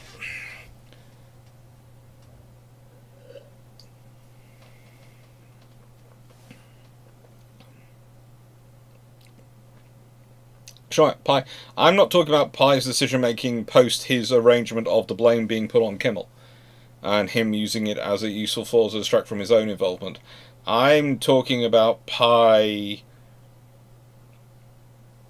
as an officer before that, before the sacking of Kimmel, before the blaming of Kimmel, and I'm talking about Pi as an officer in the run-up to World War II.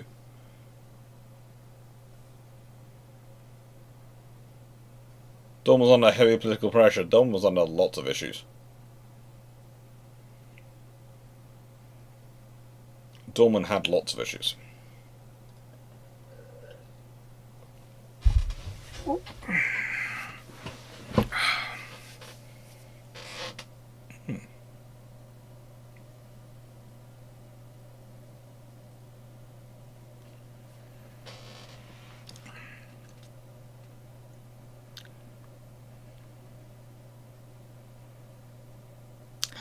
The Blackburn, the Blackburn Skewer did need better engines, but that was half the trouble the Royal Navy had going on, in that the Air Ministry kept gazumping them for engines.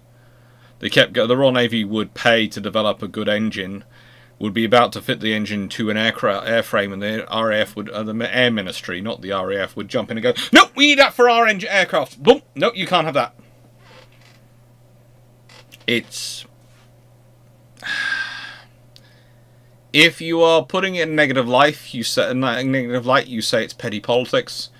If you are putting it in the best light, it's their absolute belief that they are the most important service, and they therefore need these things primarily over everyone else.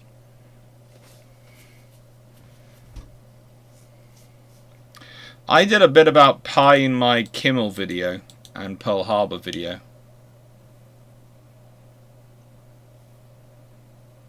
YouTube keeps asking me and going, to do with the advertising stuff.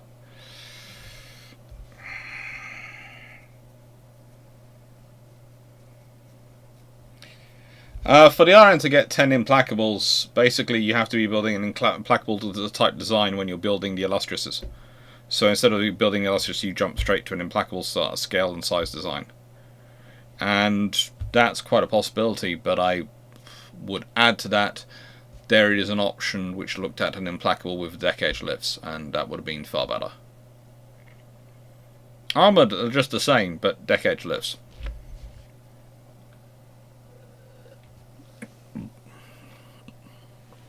Hello, George Newman.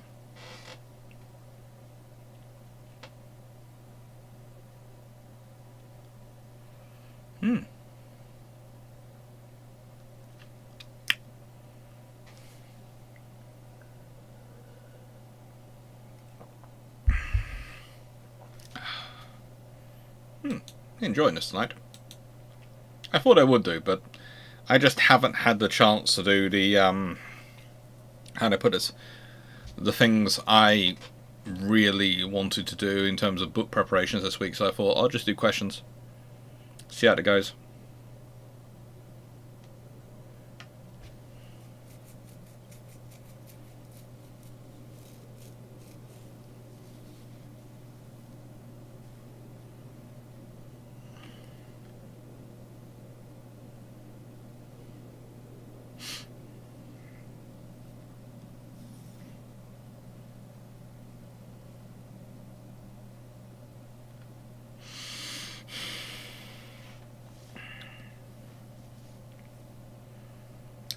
What books would be most useful to learn about the 20th century admirals? Andrew Lambert's Admirals is a good starting point for the Royal Navy. There's no real US equivalent of that, which is kind of strange. I suppose there's the Admiral's Revolt. But all the US ones tend to be very much, how do I put this?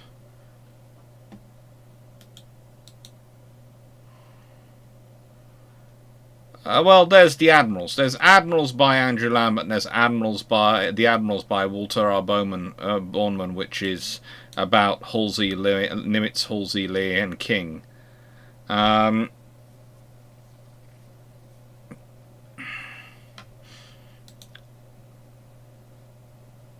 But I'm not really sure about that book. I haven't really read that. He's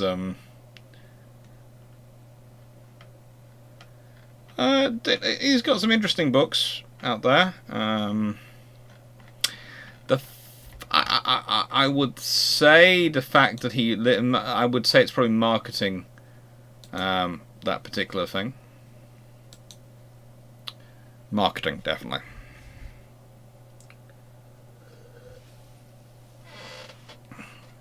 I'm going to do. What class of ships were most effective at submarine hunting in World War II?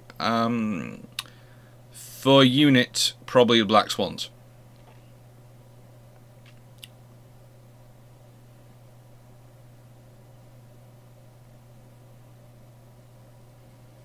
That's right. So they're on the same problem as Poland. When it came to the aircraft design, someone in Britain making sure that the engines of sufficient power were unavailable. In Poland's case, it was Bristol. Nah. Bristol had very good salesmen that were always selling off their older engines.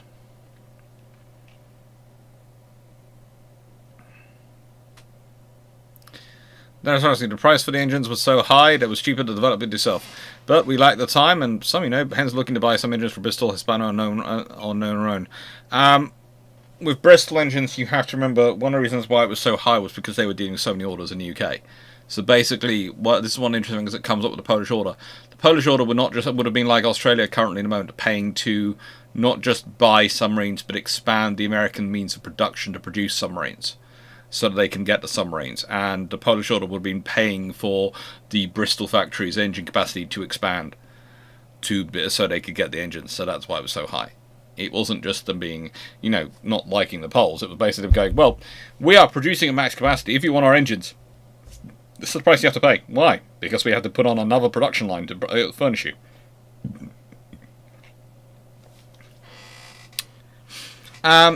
See, Clarke, question that's bit loaded.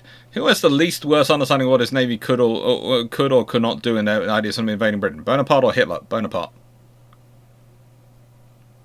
Hey, look, Bonaparte at least has a legitimate idea of needing ships there to do it. Hitler is just nuts. Let's be honest. Trying to do Sea Lion after you've lost all your destroyers at Narvik just is just absurd. Napoleon was trying to get his ships in the right place so he could do it. That was what Trafalgar and various other things were about. He was trying to unite his forces from the Mediterranean fleet with his Atlantic fleet, so he'd had enough forces to fight the Channel fleet to get into the Channel and across. It's not the most stupid idea in the world. It's just actually doing that is going to cause you is actually very, very interesting and very, very difficult.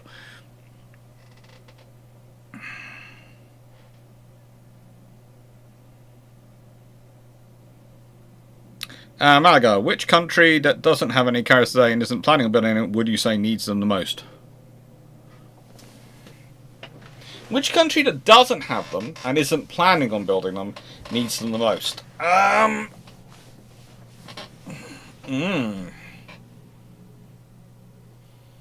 Probably Canada. Just looking at their size and the fact that they need the high north, etc., and the logistics of supporting things. But because you see, China has them and is planning on building more. Russia has one. Japan's planning on them or has them, depending on your perspective. South Korea's planning on them. Britain has them. France has them. Italy has them. Spain, sort of. Brazil again. So basically, you're left with a very small number of nations. India has them. Australia, they don't have them, but they have the Canberras. So Australia and Canada are really the two. But Australia at least has the Canberras, so they at least have that facilities from their have. Instead of, it's a very, very, very leading question. There is very limited numbers of nations which can justify having a carrier because of their needs, in terms of their reach and their exposure, and actually have the capability to build them.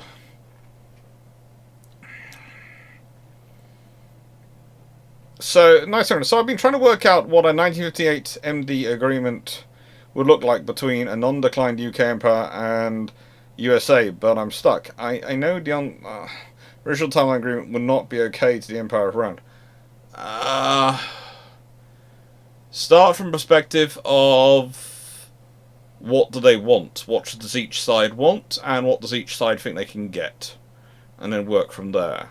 Don't look at the original agreement, look at a completely new agreement, because in that scenario both sides are going to have very different perspectives on what they want, what they need, and what they're prepared to get.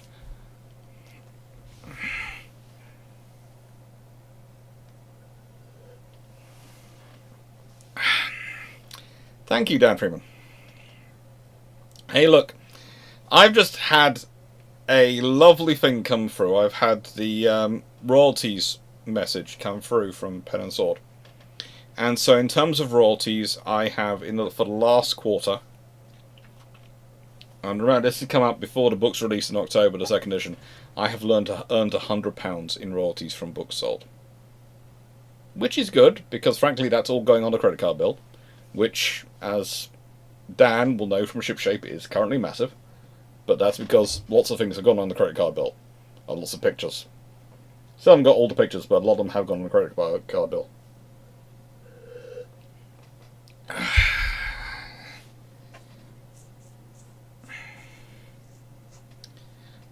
Leslie Mitchell, I know the German tanks were very complex, but the same for the German naval vessels. Yes, the Germans were even more complicated.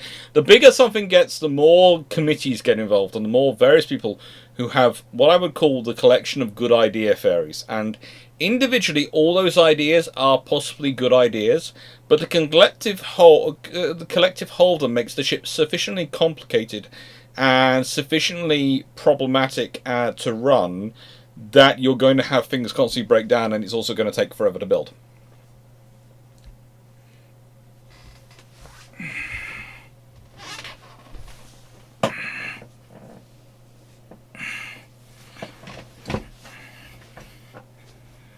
Sure. Do you think Napoleon would have made a good admiral? Because that was the career track he was on until he got some good luck and placed in artillery, despite the fact his scores didn't quite justify it.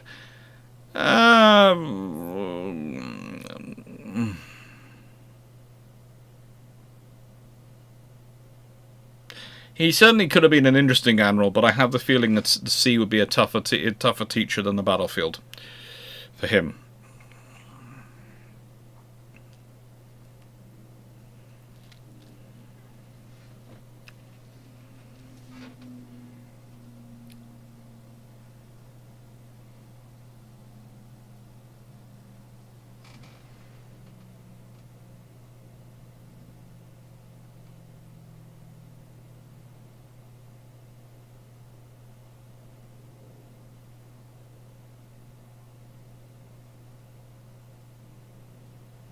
Lions, never ever doubt the impact that the good idea fairy can have. No, the good idea fairy comes to many. Many are visited, few understand. Many are bequeathed, few learn the lessons. The good idea fairy. Caspar John is another good admiral from the Royal Navy who's often forgotten. There's just so many good admirals. The American ones, I have a fair number of over here as well. I'm just looking around my room and looking at the books and going, yeah, they're good admirals who are forgotten. I'm not sure if I showed this over, but this fun book. It's a decent read. I have it for various reasons, and I got my copy finally back from the person I'd loaned it to. Fleet Tactics, Theory and Practice by Captain Wayne P. Hughes. I would say two things about it. One, it was produced a fair number of years ago now, 1986, so roughly 37 years ago. But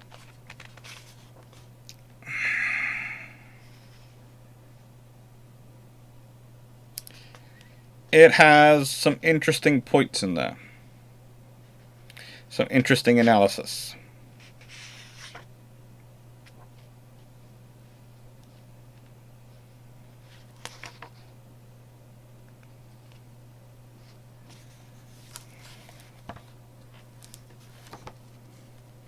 It's a good book. It's Fleet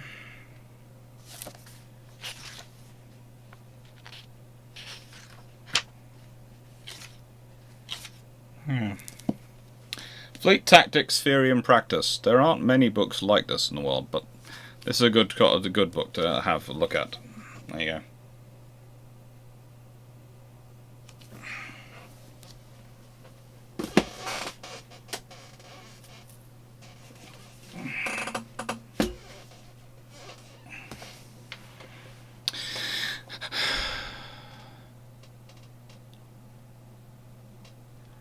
That's right. If the RN carriers had Gloucester Sea Gladiator and Blackburn B6 Shark in development came in 1934, wouldn't the decision to replace them with monoplanes be made in 1935-36?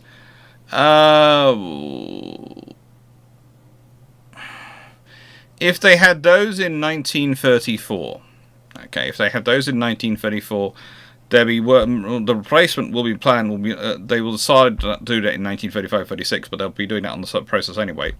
The replacements will probably be due in service by about 1939. Hi, Jack Ray. Thank you for the gift of memberships.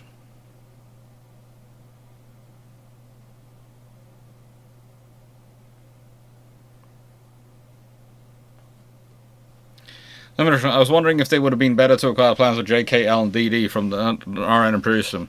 There are lots of potentials for the Germans to do better with their destroyer designs, but honestly, the first thing they need to do is start to work out whether they're going to be a destroyer or a small cruiser.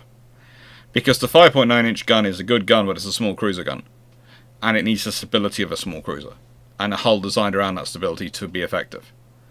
The trouble is, for a destroyer which is doing maneuver, high-speed maneuver engagement, and is therefore getting very close range, volume of fire matters, in which case 5.9 is not going to give you high volume because it's going to be too big and too heavy a shell. That's why the British are going 4.7, 4.5. And you probably want twin mounts because you want number of guns as well, because whilst it is slightly slower to load a twin gun than it is a single gun in a turret, it's a turret or mount, it's more than compensated by the extra gun in terms of the fire rate. So you add on, you reduce the, let's say you can do on a single mount, you can do 8 rounds a minute, and on a twin mount you can do 6 rounds per gun per minute. You still get 12 rounds a minute going up instead of 8, so you still increased by 50% your volume of fire, and that's going to have an impact. And this is the problem for the Germans. The destroyers, you have to decide whether they're going to be a destroyer or they're going to be a cruiser. That's their big problem. Renan, which admiral would you say was the worst suited for a shore command, or vice versa? St. Vincent was really, really not good for shore command. Beatty was fairly decent for shore command.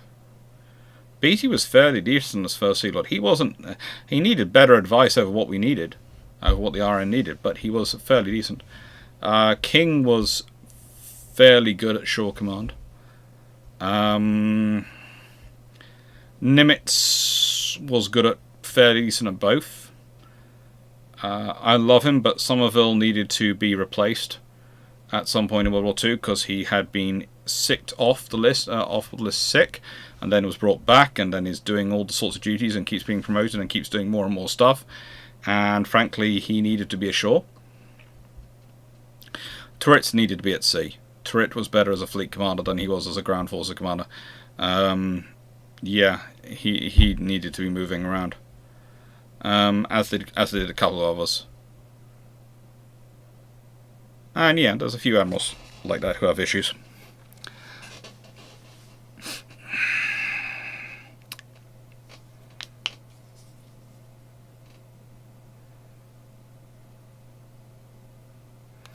That's very true. There's an urban myth that a German working at Hawthorne Leslie had made a copy of HMS Kelly's plans.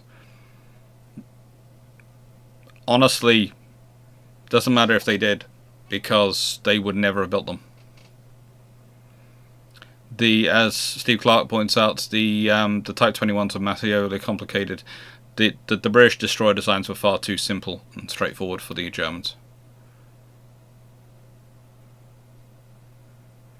How could the 30.5-inch Orion Lion classes been better improved over the fleet? Been better improved as a fleet of 12-inch and armed dreadnoughts and battlecruisers. I'd have said small tube boilers would have been my first thing I'd have gone with, and then what I do on top of that. If I'm going also with small tube boilers, which were around at that time and suitable, I'd probably push them up to 14-inch guns. And the extra power of the boilers, the extra capabilities of the engine of the 14-inch guns versus the 13.5-inch, if they'd been available, would probably have pushed them up to a level which they were actually a massive improvement rather than a gradual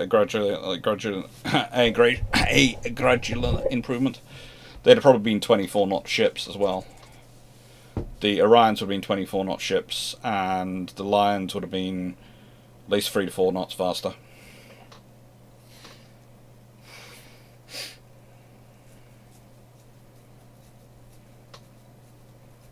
So, Mark, your opinion on Type 24 torpedo boats of the German Navy Model 2. Were they in fact a better version as a vessel, as a destroyer than the Z-class? No, but they were. You have to remember the Germans had this torpedo boats, which are what other people would call small fleet destroyers. That's sort of the niche they sort of fit in. They're not torpedo boats, but they're not the main fleet destroyers.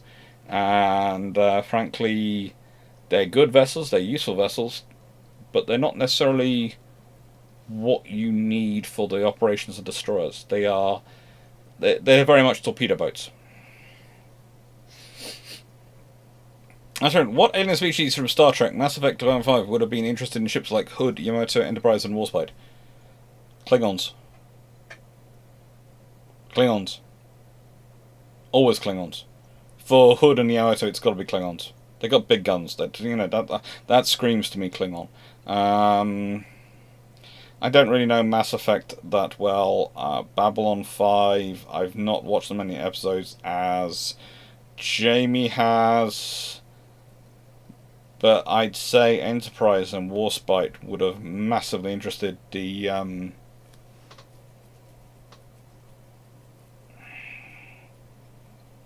who are they? The Wraith from Stargate Atlantis.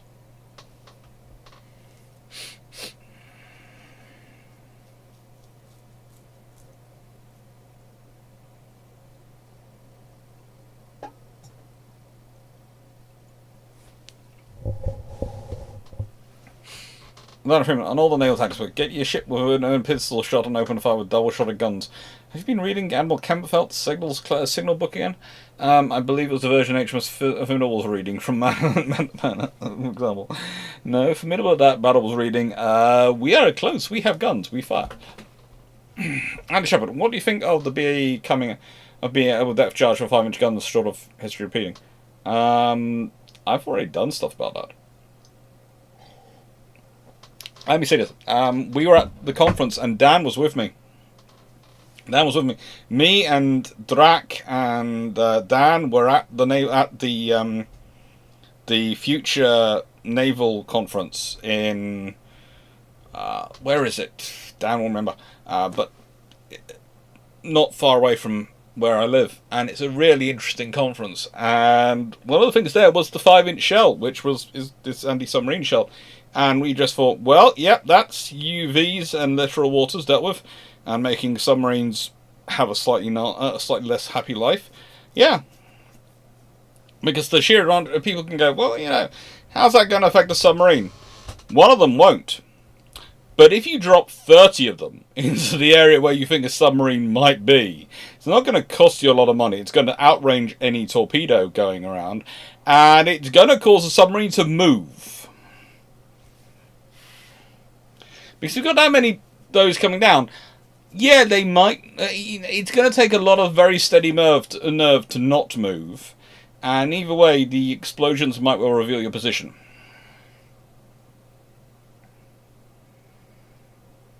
No, joke question. Krogans and possibly Turians for Mass Effect. Have no idea who they are.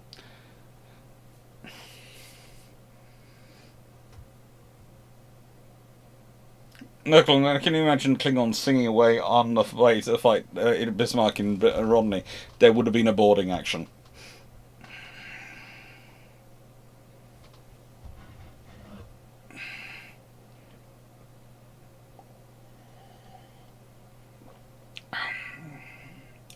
Dan, I think you mean Latin, Greek, and Carthaginian, which was a version of.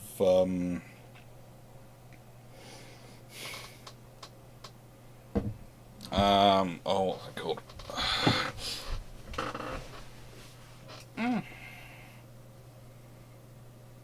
Oh. Brain is dying. I'm running out of iron brew. Brain is dying. Which empire were they? Oh, a Phoenician. So, yes. Diggerous, like a hedgehog. Yeah, to an extent, that's the idea. So if I get why you find the idea of a Supermax, a Suezmax super tanker converting a fleet super carrier tanker ridiculous. But correct me if I'm wrong, but aren't these Pana and Suezmax super tankers Canadian not the merchant fleet of the next war when it comes? I don't think I said I found them ridiculous. I find it very interesting and slightly. They're not going to be fleet supply ships. They're not going to be fast enough to keep up the fleet.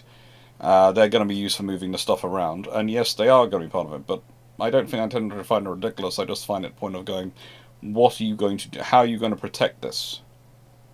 You're going to have to protect it. How are you going? Have you got containerized weapon systems ready to go? If not, you are in trouble because you need to be able to put containers on them. But I'm not sure why you're putting words into my mouth of me finding them ridiculous.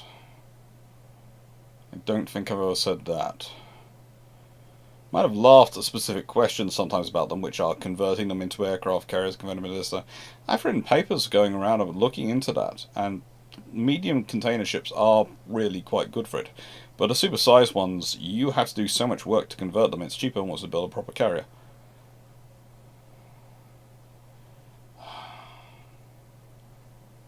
Nice to for one. Again, if you're dealing with that, you have to remember the British had their own nuclear technology. And it was in many ways, the British very quickly do develop their own bombs. So whilst you're saying the Empire will not have access to US nuclear technology and weapons, they're not going to get access to it. They know America's not going to give them access to the technology weapons. They had developed it jointly during World War II, but the moment the war's over, Truman is Truman. And Truman is very much America first. There is nothing wrong with that. He's not the president of the world, he's the president of the United States. It's to be expected, and that's what he does. So, the trouble is it does stab people in the back and leave a nasty taste in their mouth, but, these things happen. So you have to deal with the fact that that's not going to be a possibility.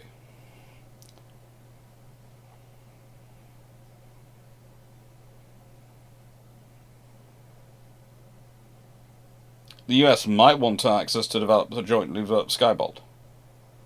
They might well want bases in the Empire territory, in which case that's something in their favour, but they're not going to share nuclear secrets and nuclear technology and weapons. So that's going to have to be something else. But there are other things they're going to be interested in.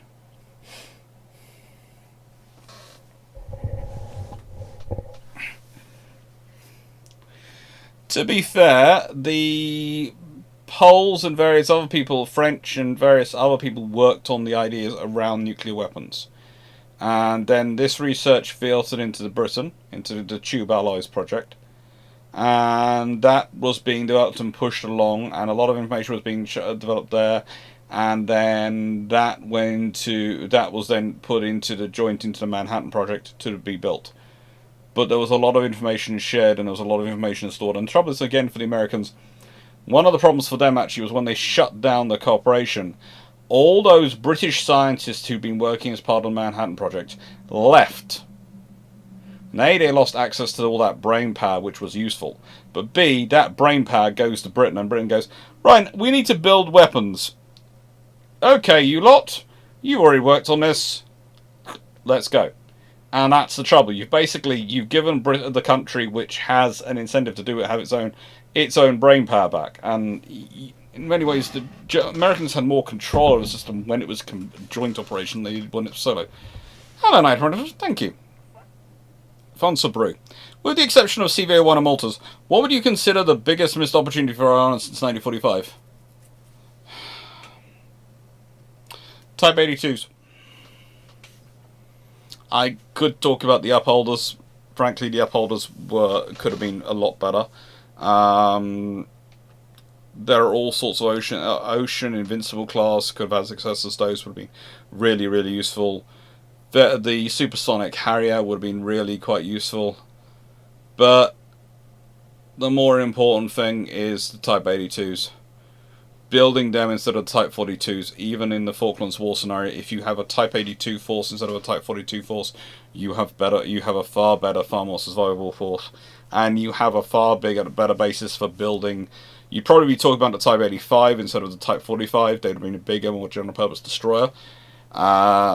Would have possibly been more useful for us next years, and we'd be talking about a bigger, more powerful destroyer. And that would have been far more general purpose and suitable for what we've actually needed it for. So Type 82s.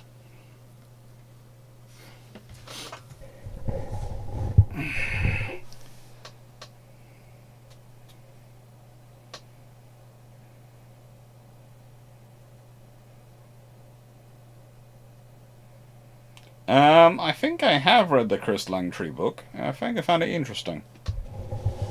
But there's for those people who are looking for a cheaper book on a similar topic, there is the oh, where is he?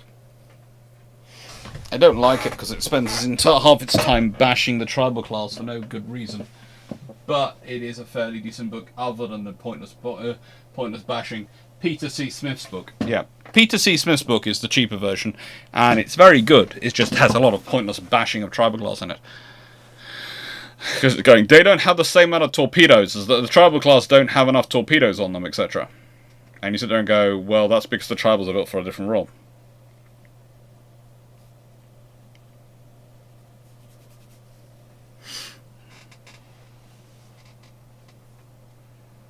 It was a British scientist who shared the stuff with the Soviets. It was a British scientist who is one of the people who are known of sharing the stuff with the Soviets. If you just believe it was only the British scientists who were being infiltrated by the Soviets, then you have missed several tricks. There are all sorts of issues going on. Also, please note, there are all sorts of interesting issues in terms of some of the British information games being played with the Soviets, in that some of the stuff that got through to them was probably stuff we wanted them to get, but we also had problems in that our own MI5 was severely compromised by a load of ID logs. It happens, sadly enough. It's why I don't trust. It's another reason I don't trust people who have a very fixed ideological view on the world. They do things because of the ideology, not necessarily because of logic.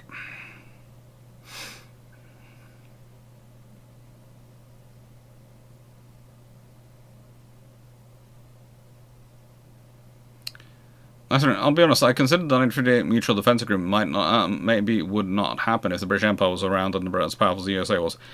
I think it would probably be something different. It would be probably a agreement of friendship and a mutual agreement of friendship and cooperation. I think that would be the scenario. Friendship and cooperation.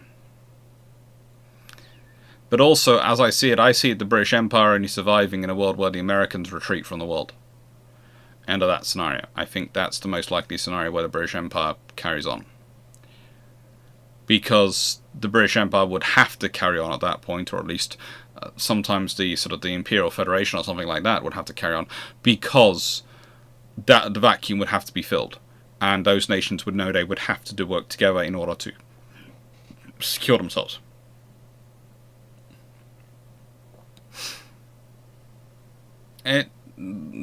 Richards, it's not just communists. It's ideologues of all sides. There's neither side is any good. You don't want either side. So yeah, a lot of the stuff tends to focus on one side or the other, depending on who you are. But honestly, no, you don't want either side.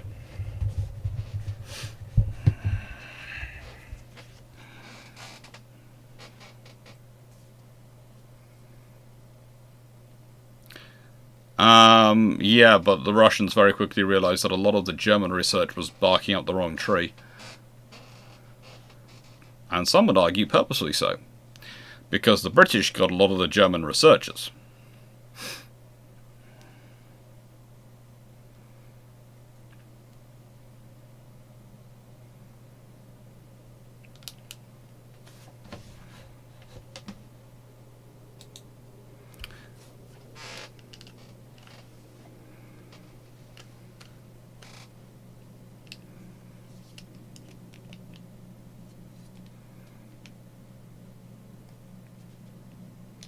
The Hanover Conference was Farnborough in May 2023, and I come on behind lines. Also, at the conference was an Israeli defense company selling active countermeasures to torpedoes.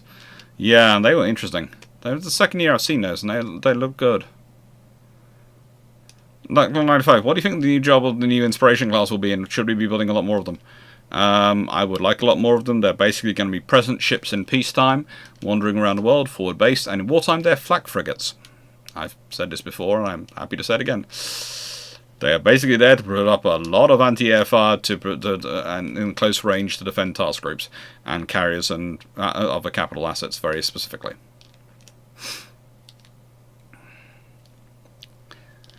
Jack Ray, some of the German researchers are parking around anything to stay at the Eastern Front and research crazy areas. Yeah, far easier than going to the Eastern Front.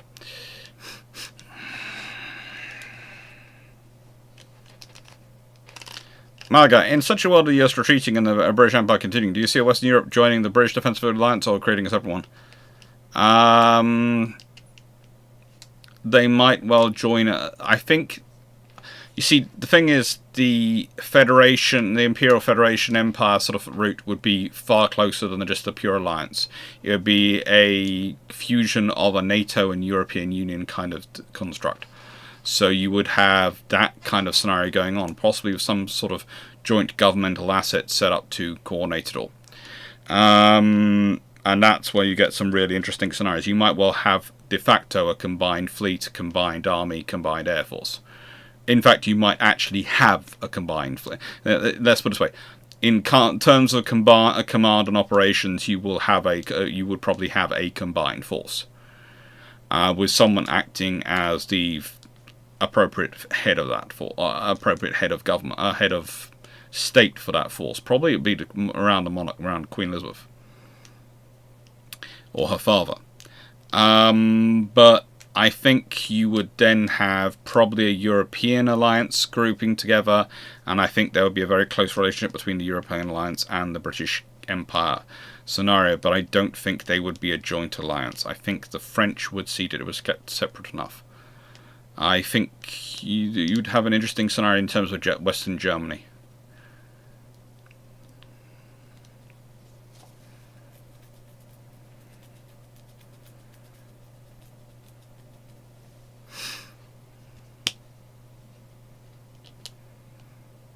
I don't know, supposed various frameworks of an inquiry are supposed to be tools for answering questions, but people become attached to one or another. Oh, they often do. Iron Rockton's Britain goes ahead with the Mega Rock and Man in Space space by 950 or at least 955. Pretend we have the money. We could have had the money. It's not actually as expensive as it might seem. And it would have been paid for itself in some ways. What effect would it have, both worldwide and with UK and USA relationships? With the UK, it might well leave the UK in the front of European space exploration. So UK would be at that role rather than France. So when the European Space Agency is formed, it might well be based and sort of organised from the UK, which would be interesting. In terms of UK-USA relationships, it could have an interesting effect, especially if the British end up developing their own independent submarine launch ballistic missile and go down that route. It would give Britain different. And I wouldn't say a level of independence, because for those who understand the submarine launch ballistic missile systems, etc., and the way they're designed, knows that those are very much independent. But because you can't design any system to interfere, because any system you design that will interfere with it could be used by your enemies to interfere with yours, so you just can't. And also trying to interfere with that sort of scenario is blooming difficult. But from that point on, you would probably have satellites, etc. It would probably form a closer bond in some ways and a more problematic bond in others.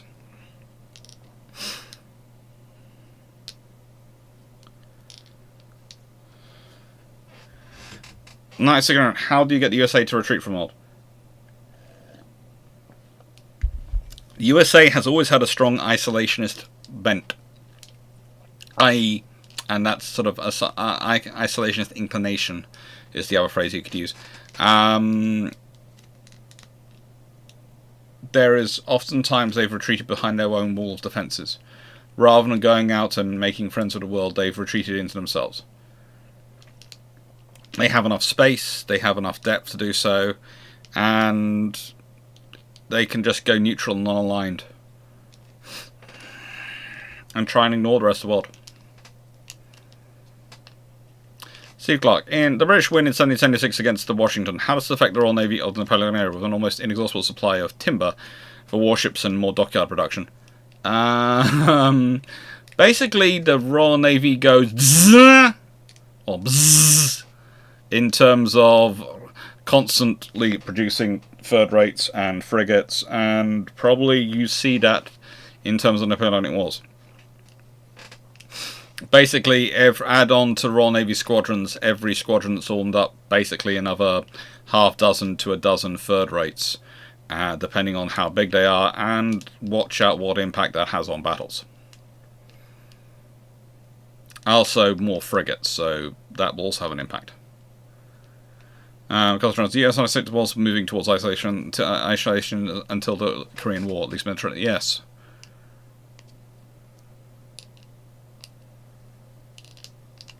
Yeah, pretty much as Jack Ray's put. Just when I thought I was out, they pulled me back in. Basically, the USA didn't. The USA at many points doesn't want to be involved in the world. They want to concentrate on themselves.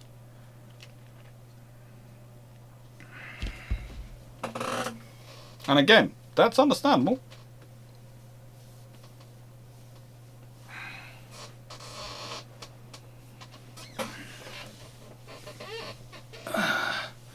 That is understandable.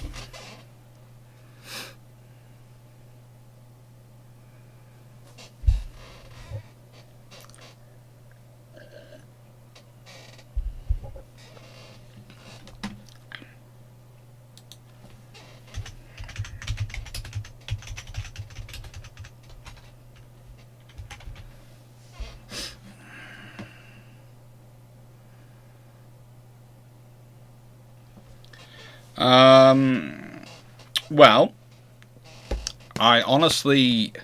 Richards, what do you think will come from the assassination of the Russian admiral this week, both for the Russian Navy, and how do you expect they will retaliate?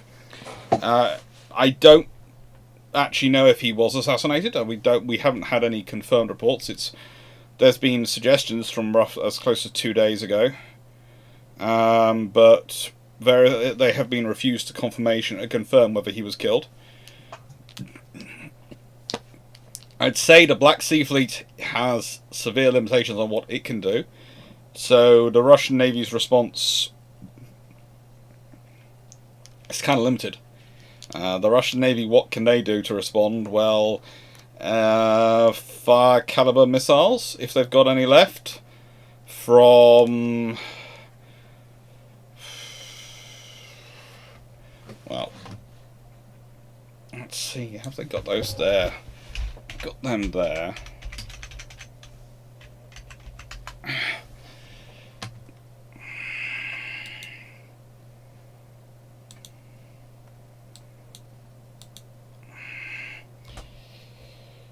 They do have some base in the Caspian Sea, so the Caspian Sea flotilla might be able to get involved, but they've got all the stuff going on with currently with going on between Armenia and Azerbaijan, so I doubt they want to get through that or fly over Georgia, and that could cause issues for them. They're not going to be flying anything from the Baltic Sea or across Turkey from the Mediterranean, so I don't see how the Navy can do anything, and frankly, if he has been... honestly, it's a tit-for-tat war. Excuse the French there, but that's an old saying in the UK, tit-for-tat. And they are...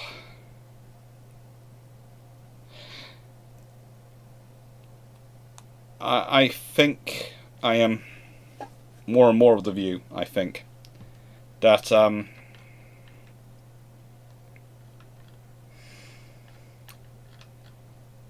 that Russia is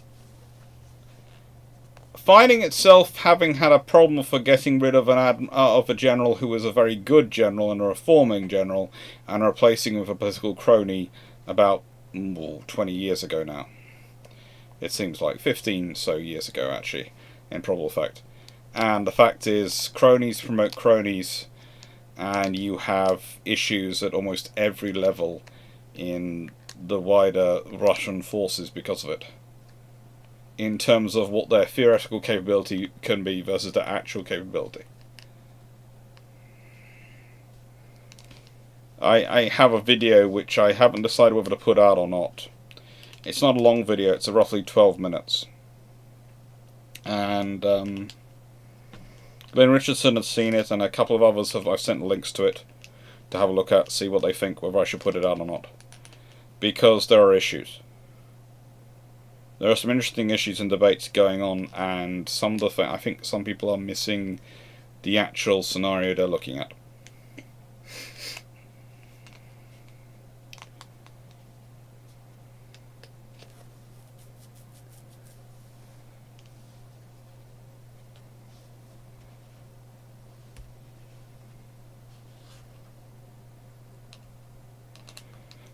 Following on from Britain and winning 1976, all knock-ons, including more frigates, would effect this would have on the anti-slavery patrols of the 19th century.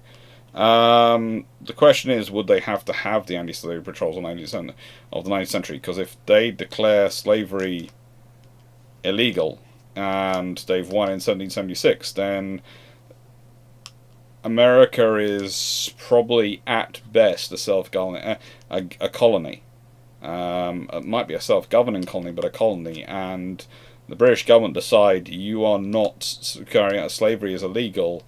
That's going to affects the colonies very quickly.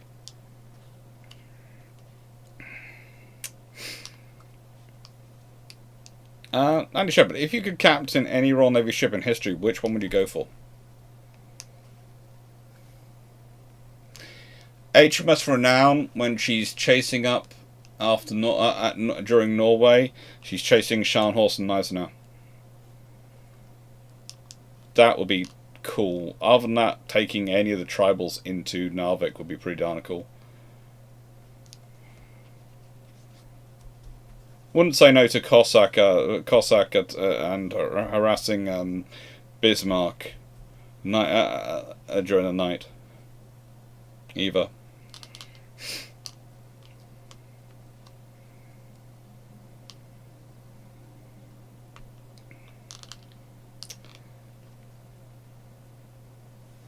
So, trying to 50 countries who only get along when something important needs to be done, otherwise it's a political civil war. Yeah, as Jack Ray points out, if you think US states are fractious, then you've got Indian history since the mid-1900s, you've got all sorts of things going on.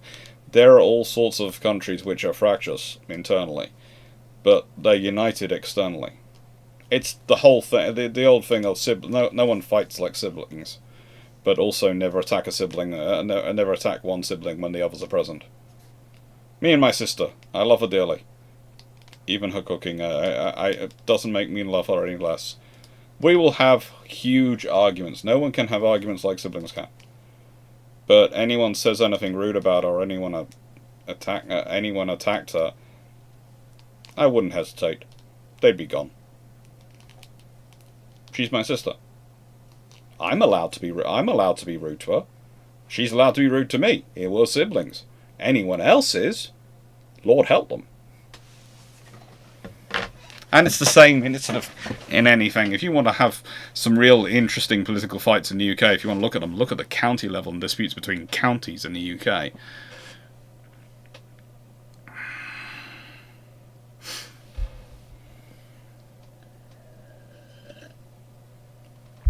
I don't think slavery would be stopped in 1776, but also, I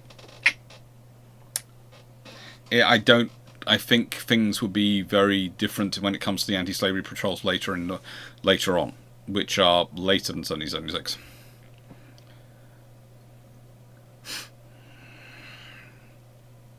Yeah, I'm allowed to be rude. No one else is.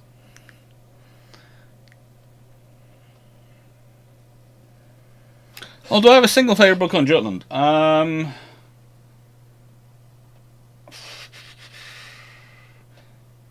like the Jutland Scandal by Harper and Bacon. Yeah, I like the Jutland Scandal by Harper and Bacon. I have it up there.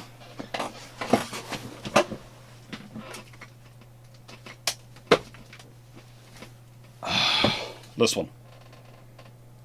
Vice Admiral John Harper and Admiral Reginald Bacon.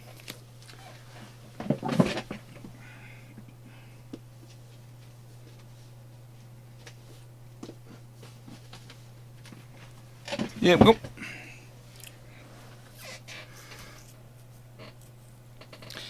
Same Richard. If the British had held off going into the Dardanelles in 1915, but gone in 1916, would have gone the better for the British.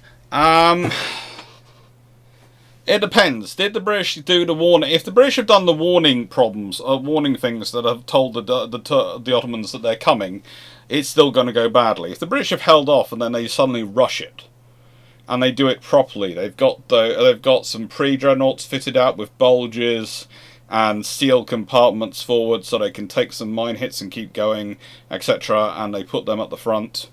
They've got about 2 or 3 rows of them at the front, and they charge through, firing away, and they keep their troops on there, and they use their troops to either drop them off to attack the forts, and they keep a whole bulk of them there to storm into Constantinople, etc.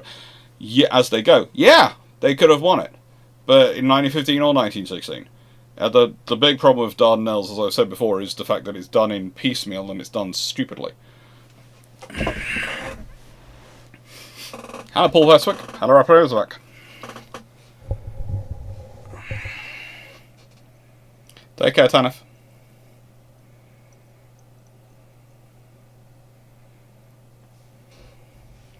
Iron Merchants, back on the East Understated patrols. Our 1776 victory certainly allows the Iron to shift focus to the East African coast slave trade far earlier than they did historically. Potentially.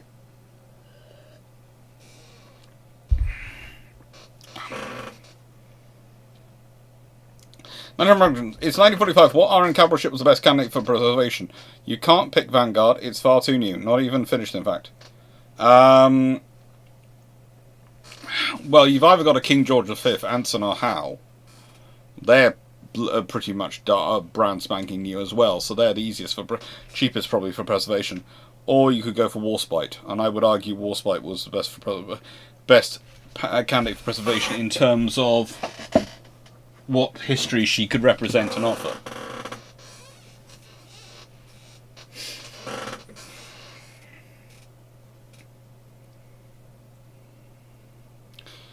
90, the trouble is that America is actually sufficiently large they could go isolationist.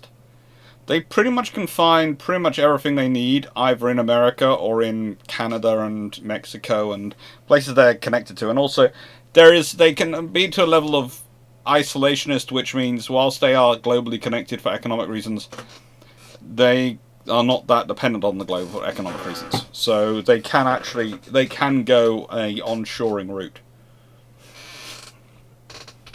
They are sufficiently big enough. Take care, Jacob. I'm basically going on till I finish this iron brew. As I said, till the brew runs out was the thing, and yeah, that's till the brew runs out. Maybe I'll go a bit longer, but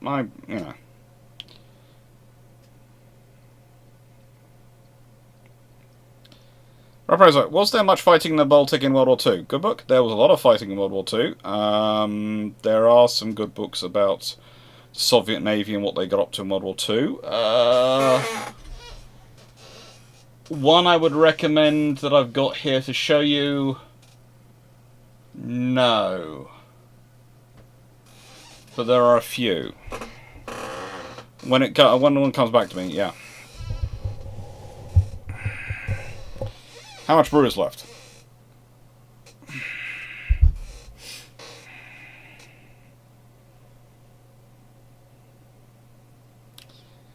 Was that terrifying float plane swordfish torpedo on Twitter actually able to fly? Yes. Yes, it was able to fly. Yes, it did. As I responded back, it could take off. It did do earlier on, but the thing is, as you go through the war, as aircraft get heavier, as they cover other bits, etc., and as the need for it goes less, you don't do it. And also as the airframes wear down. But actually, in the 1930s, prior to World War II, yeah, they were doing that.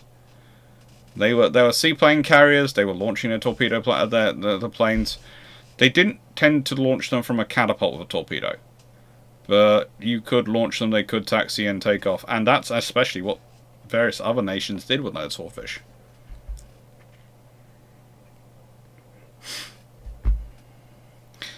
In the event of a failed Revolutionary War in 1776, does American shipbuilding begin to produce warships for the territorial Orion service? Would the design for the 6 frigates exist? Potentially. They probably produce warships on the pattern of the Royal Navy, in which case if they're producing warships, they're probably producing third rates and frigates, of probably third rates and fifth rates. So that's probably what the US yards are producing. So they might not produce those frigates because they're producing actual third rates. Additionally, does the French Revolution kick off without the extra sparks kindling the successful USA Revolution provided? That's a $1 million question. Bulbetic, let's see, apologies if anyone saw. When will we get a Bulletrons episode? When we can actually get together. And it's going to sound strange, but Drac is in America at the moment. Jamie is dealing with stuff Jamie's dealing with, and I'm honestly enjoying having my Friday mornings currently to myself a bit. I'm catching up on stuff that happened in the run-up to and things. And that includes things like, hang on, oh, I forgot that tax form. Oh, sugar. So yeah, when Drac's back, we'll be doing it.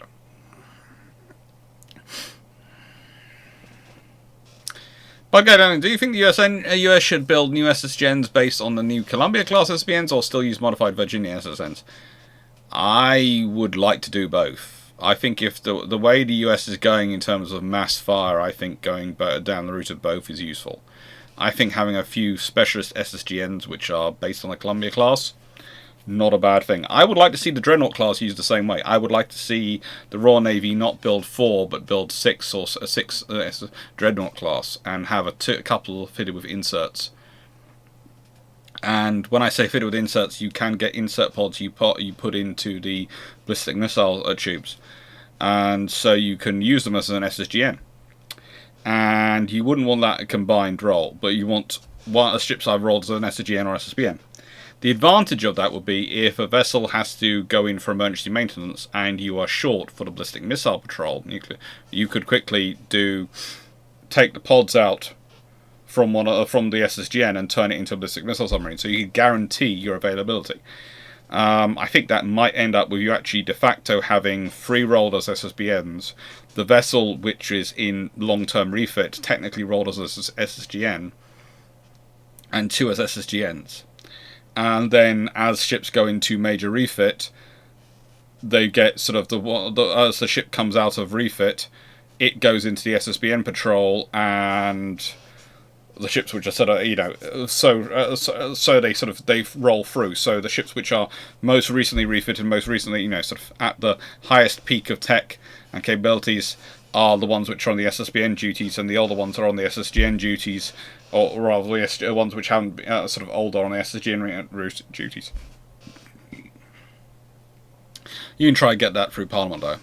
It would be sensible, but try and get it through Parliament. We never hear about riverine warfare in World War II. Was there none, or was it just underdiscussed? I have discussed it a bit. I talked about it when I was doing the Soviet Navy. And there's a few sort of bits that come up at times, but yeah, the Soviet Navy has a lot of vessels which are used for riverine warfare.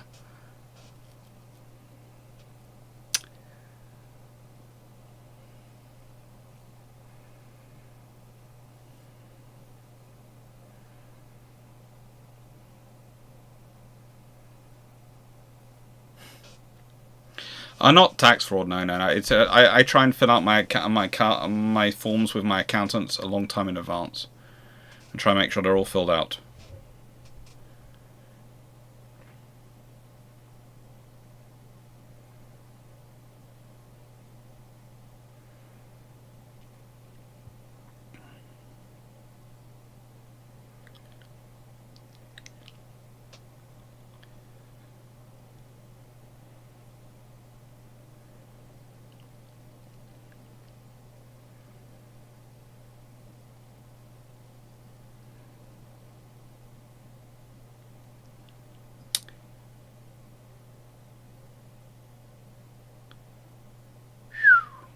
Similar, the problem is we do have one state hanging out with us in the middle of the Pacific, and we don't abandon states.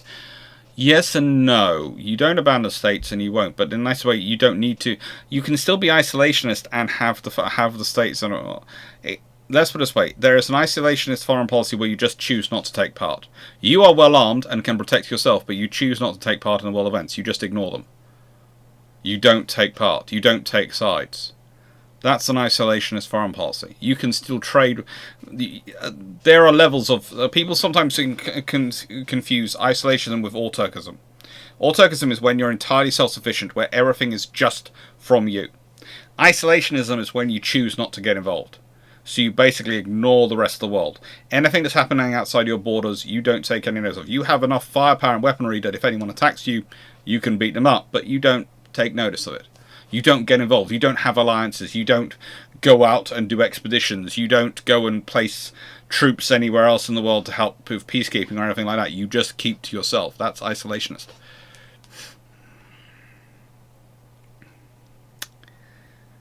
Dr. Clarke, my father attempted to explain to me that the US conceived whiskey to keep the Irish from taking over the world. I couldn't explain Iron Brew to him. It's conceived to stop the midges taking over Scotland.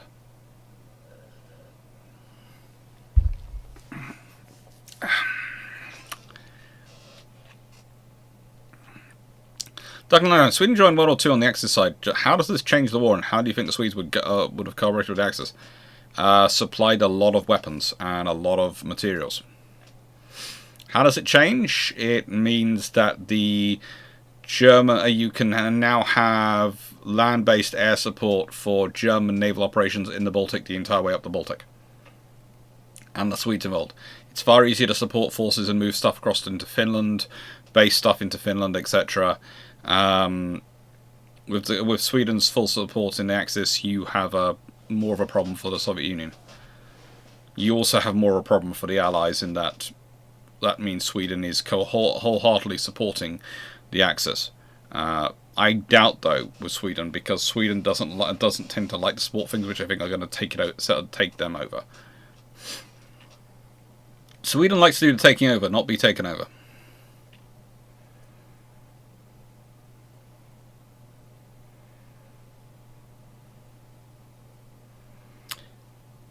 I think a French-style revolution happens at some point a couple of years down the line.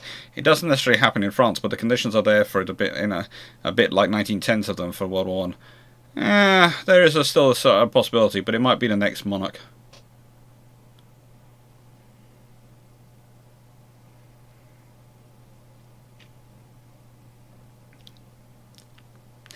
Now, Jack Ray, does the USN consciously operate on the 3 and 4 unit rules you mentioned? Yes. I guess so, Megascrow.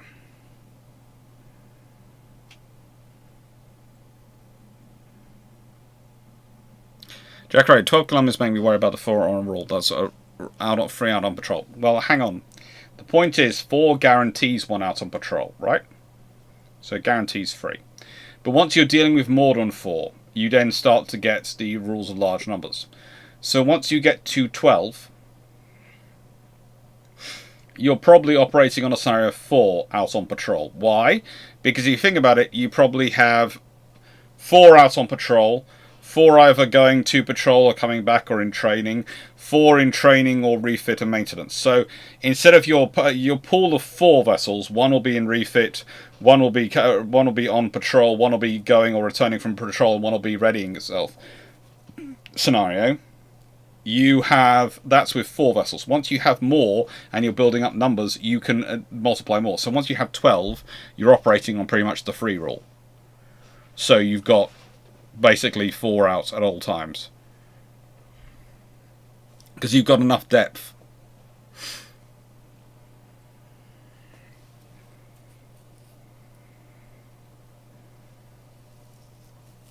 Thank you, Richard.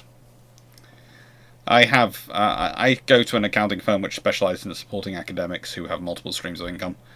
They're a really nice firm, and they help out quite a lot of academics. So they're used to dealing with our weird income streams and going, oh, you've had some book money come in. Yes, what book was this from? The one I worked on 2.5 years ago. Oh, okay. Let's try and work this one out.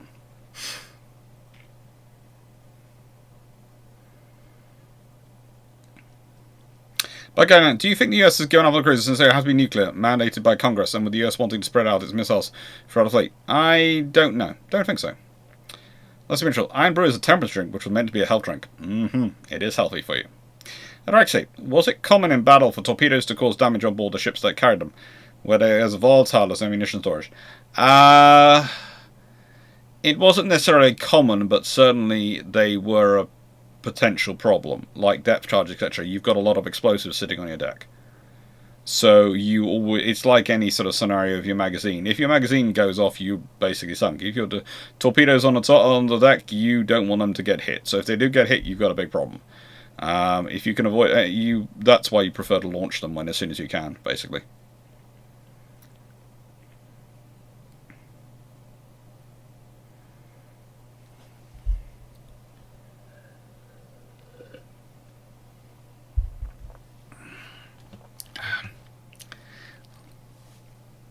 Okay. Oh, Stephen Richardson, what pre-dreadnought would you recommend? Of course, it's going to be Renown. My video to it is basically an ode to Renown, my favourite pre-dreadnought. Yeah.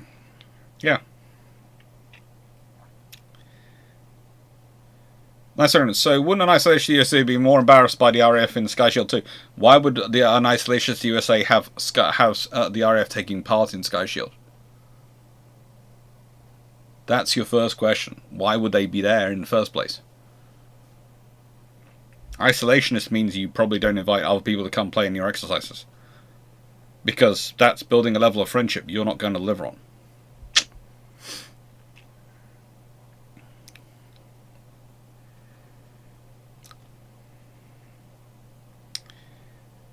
See, Clarke, in a circumstance where revolutionary France invests more in its navy before Napoleon takes power, could it have challenged the RN, or is the RN in this period just too wide? It's not the investment, although that would have certainly have helped. It's not even that the RN leadership is too well the RN is too well led.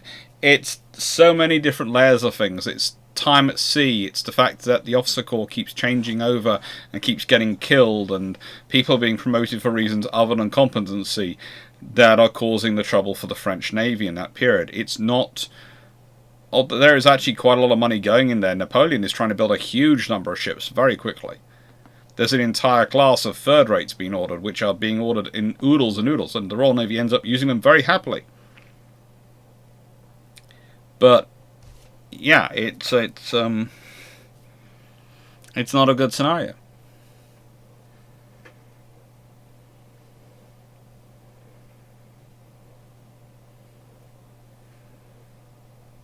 Represent, how would air groups and carriers have evolved in the invasion of Japan if the invasion of Japan and China happened? I'm figuring it would have been a long campaign. If Russia hadn't got involved and their nuclear weapons hadn't worked, so they'd had to go the long way. I think you'd have the Midways, I think you'd have the Maltas taking in service before it's over. I think you'd have the armoured carriers of some kind being absolutely essential because of the damage done to the other carriers by the kamikazes and other scenarios, and I think you would have a very protracted and very dangerous fight. I think you'd be left with the constant trouble of any airfields you build ashore you have to protect. And you have to put significant forces to protect them, so your carriers become even more essential from that perspective. In China it's different, because you'll have a whole load of... You'll have the Chinese on your side. But it'll be interesting. I think you'd end up with the British and the Americans having larger carrier forces by necessity, but also more armoured carrier forces by necessity. And they would have a lot of escorts around them. I think things like the weapon class, etc., would suddenly have a very, very, very noticeable usage and would be suddenly lauded as a very good idea.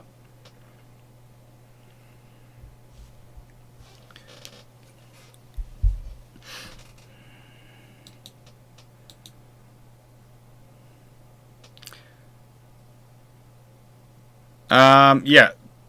Leslie, Nightbot doesn't like capital letters.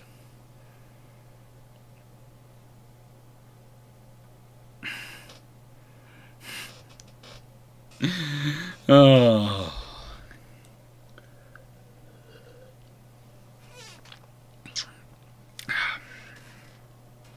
Couple more sips of Iron Brew left.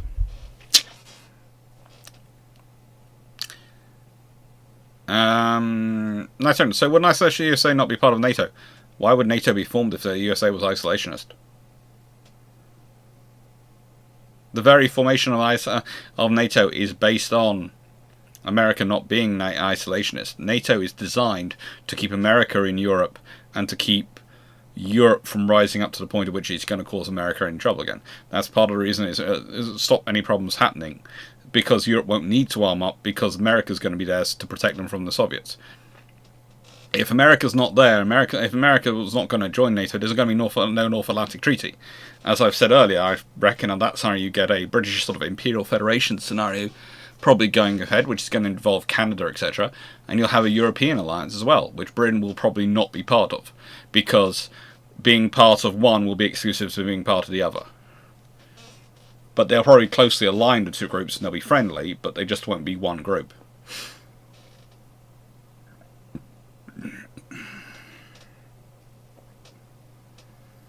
No, sorry. 1 is possibility, 2 is a probability, 3 is a capability, 4 is a force when it comes to ship classes. That's roughly what I usually say.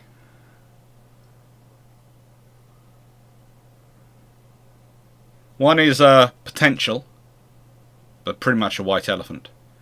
2 is a probable, but not a definite.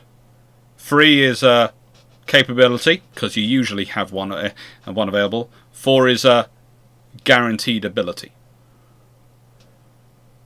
5 is a certainty.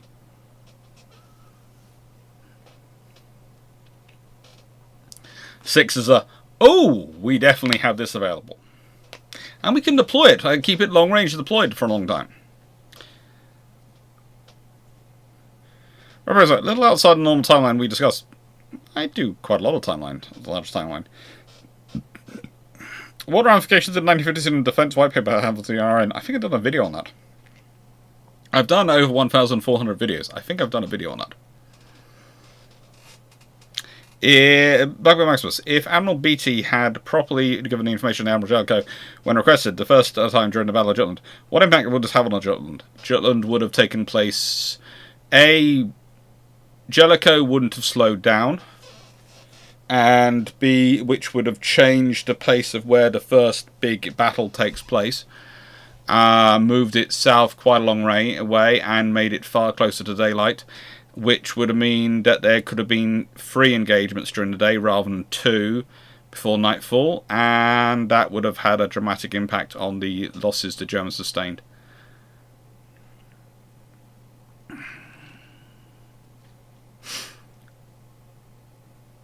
Sim Richards, the Buccaneer was a naval aircraft, but what made it such a good aircraft in red flag frame? Basically, it could be flown very low and very, very low and very, very maneuverable. The Americans often accused Royal Navy pilots of having a fear of heights.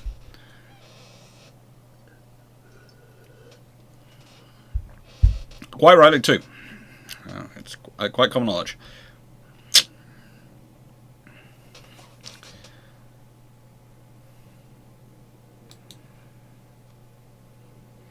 And I have reactions. How might the isolation of the Cold War USA affect other nations in the aircraft industry? I'll be honest, mainly interested in how it affects Britain's aviation industry. Well, America probably isn't in competition for Britain's aviation industry.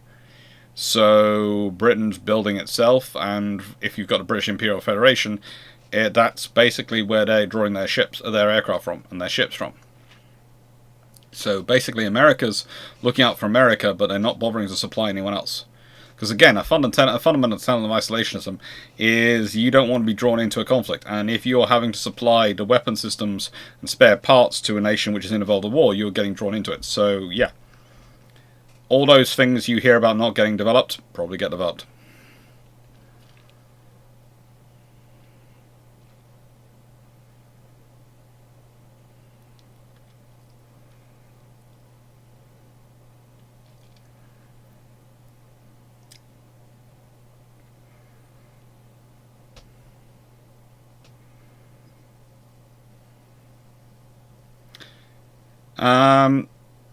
See, Clarke, the original British plan for Japan Model 2 was a blockade. Was this a more effective plan than the idea of Operation Olympic? It was a far longer running campaign, and the trouble is the Americans were worried that if they didn't actually finish the war off quickly, it would lose political support back home. Doing a blockade of Japan, it would take years, they felt, to run the Japanese down. The British felt it would be quicker, but, you know, the Americans felt it would take years. Basically, the Americans have disturbing appreciation because of the Anaconda plan. Despite it working so well in the Civil War, the fact is the Americans do seem to have a distaste for blockade, in presuming it's going to take a long time, and it's, you know, they need to be doing something more active to win the war. When the Anaconda plan was pretty much right on the timeline and everything. Blackman Maximus, if the Washington Naval Treaty had allowed 40,000-ton battleships, what would the Nelson class have been like? Especially if done to the F3 design layout, but with 16-inch guns. They would have been a lot faster. They would have been F3 layout probably, but with 16-inch guns and faster. Probably 28 knots ships. And they could even have had heavier armor at that point. Black Maximus, if the Washington Naval Treaty allowed 16,000-ton cruisers, what would the cruisers of the various treaty nations have been developed into? Still comprised or more all-round? Definitely more all-round capable. It depends if they're allowed 8-inch or 9.2-inch guns, but if they're on 8-inch, then you're probably talking, well, in the counties, they probably have 12 8-inch guns. Probably 4 triple turrets. That's not something you want to fight. But the thing is, when you have those in service, it's going to make things like the Deutschland class, etc. Considering the limits the Germans are going to be building them under, are still the limits they build. They would still be the limits they build them under. So they'd probably still not get anything better than Deutschland class. You're sort of going, yes, we have 6 11-inch guns. We have 12 8-inch guns on our heavy cruisers. And they have about, probably at 16,000 tons, you're probably talking about 6-inch armor belt. Good luck. And I'm Bruce Gone. So last questions.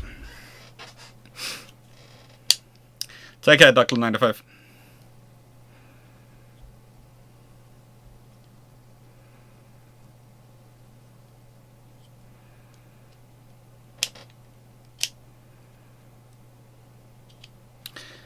That's different. That might be true on not having a sky shield is dangerous. But the thing is, an isolationist nation wouldn't have it. They wouldn't think that way. Inviting that level of cooperation invites a level of friendship which they wouldn't want. Because that's not the thing for an isolationist foreign policy. Thank you, Paul Amos. Really enjoyed it. Thank you, Jack Ray.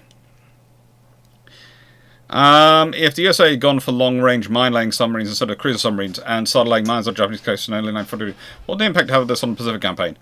It could have had an interesting impact. It could have theoretically stopped Japan being able to get anywhere, because the mines would hang around a long time after submarines left. So the mines could have just built up and caused non-stop trouble for them. And wouldn't Latin NATO not embolden the USSR? Probably will do. But that's not the isolationist America's problem. That's the British Imperial Federation and European West and the Francophone Alliance's problem. That's the reality of an isolationist country. They don't care. That's not their policy. That's the thing. If you're asking for a scenario where America's isolationist, they won't care about those things.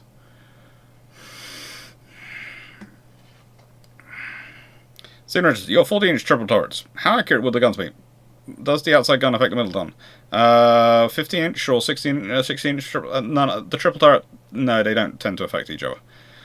It depends how you space them. It depends how you stagger the firing, but no, it doesn't affect them. There's a reason why triple turrets are probably the most common by the time you get to World War II in terms of turret design. In terms of the new ships. Could the Iron have contained Italy and Germany and not have gone involved in the continent? Pretty much, yes. Are you going to be seeing the coastal gun forts in Sweden, Norway? Hopefully. Alright, I'm closing the Q&A session now. Very off topic, a sort of question, but do you have any idea of what an original copy of Harper's Jutland would be worth now? A couple of £100, at least. I've seen one for that one.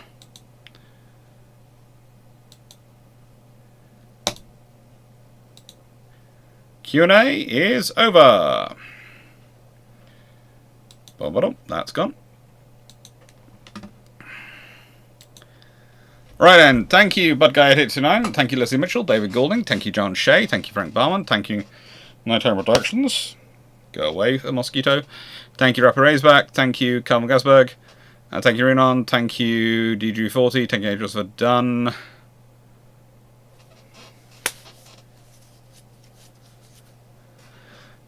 Since I clicked on your chat, my YouTube recommendation has turned into a sea of Bruships. I appreciate new content being added, but the number in advance is worrying.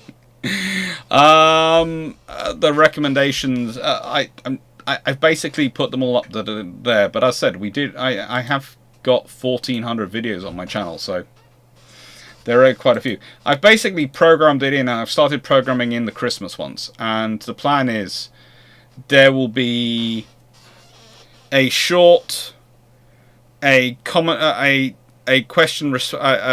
a comment response video from the Key Ship series, and a normal video, or whatever the special video it is, every day for roughly 65 days over the Christmas period, from November from basically partway through November to roughly the 3rd week in January. And the reason is, as I say every year, I have some friends, and this is one reason why I do this, who do various things, because the amount of people who, how do I put this, find Christmas period very lonely and very traumatic in its own way because of its loneliness. It's supposed to be a family time, but not everyone is lucky enough to have family or spend time with family, and some people feel rather closed off. And my view has always been, if one person who's feeling lonely finds solace in watching just one video, and therefore doesn't get perhaps as sad as they might, that is good enough reason for me to put all that effort in. So I'm in the middle of recording and setting up to record what will be a total of 195 videos for that period. Now there'll be some lives which I don't need to prep for. There'll be some long patrols which are Saturday videos of the Sunday video, of the Thursday videos, and all those things, so I don't need to prep those advance for those. But I'm basically, Monday and Wednesday videos are going to be more Key Ship videos. Well, no, Monday videos are going to be Key Ship videos. Friday videos are going to be Key Ship videos. Tuesday are going to be various ideas of on a special series. Wednesday videos are going to be reaction videos. I've got 7 videos picked out, 4 of my own, 9 videos picked out, 5 of my own, and 4 of other people's, which I'm going to be doing reaction videos to. Where I think I can be helpful. I'm sending off messages this week to ask permission from people to use their videos for a reaction video, because I'm asking first. And yeah, there's going to be a lot. There's basically going to be 9 weeks of 3 videos a day: a short, a comment response, and another special video. So yeah, it's going to be a lot of work to get organised, and in that time also going to be, hopefully before we go away, before we have all that, going to take my mum away for another 2 weeks, because I have no idea what is causing her asthma attacks at home. I have a strong suspicion, but I cannot prove it, and I don't think we'll be managing to get to move if I manage to persuade and win the discussion before Christmas. So in that time, I need to find the money to not only for the books, but also to get my mum away for the photographs for the books, to get the books, so I can get the books published, but also to find the money so I can take my mum away for roughly 2 weeks to keep her, because otherwise I don't think I'm sufficiently worried about the severity of the asthma attacks that I am sufficiently, and not just she's having. My mum had roughly 5 in the last week. My sister's had 2. And the thing is, I don't have those, but I have to watch them. And sometimes they're one of them, they were having it at the same time. And literally, I didn't know who to be with and who to be checking on, because they're both having asthma attacks at the same time. And I'm doing my best, but my best is I have to get them out of here.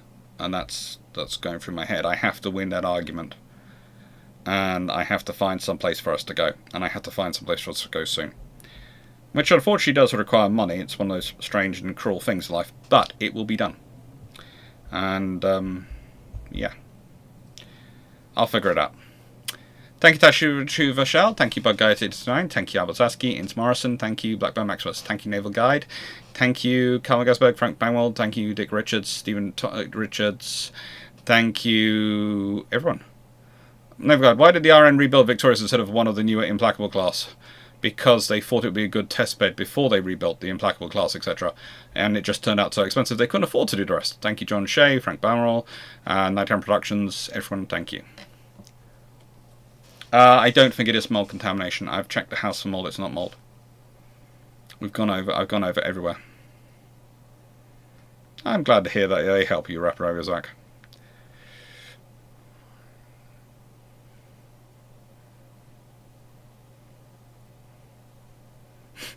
As I say, I'm going to almost the problems keep up with your normal schedule. Look, I'm over 1,400 videos on my channel. Over 1,400 videos. Take care, everyone. Thank you very much for watching, and hope you enjoyed.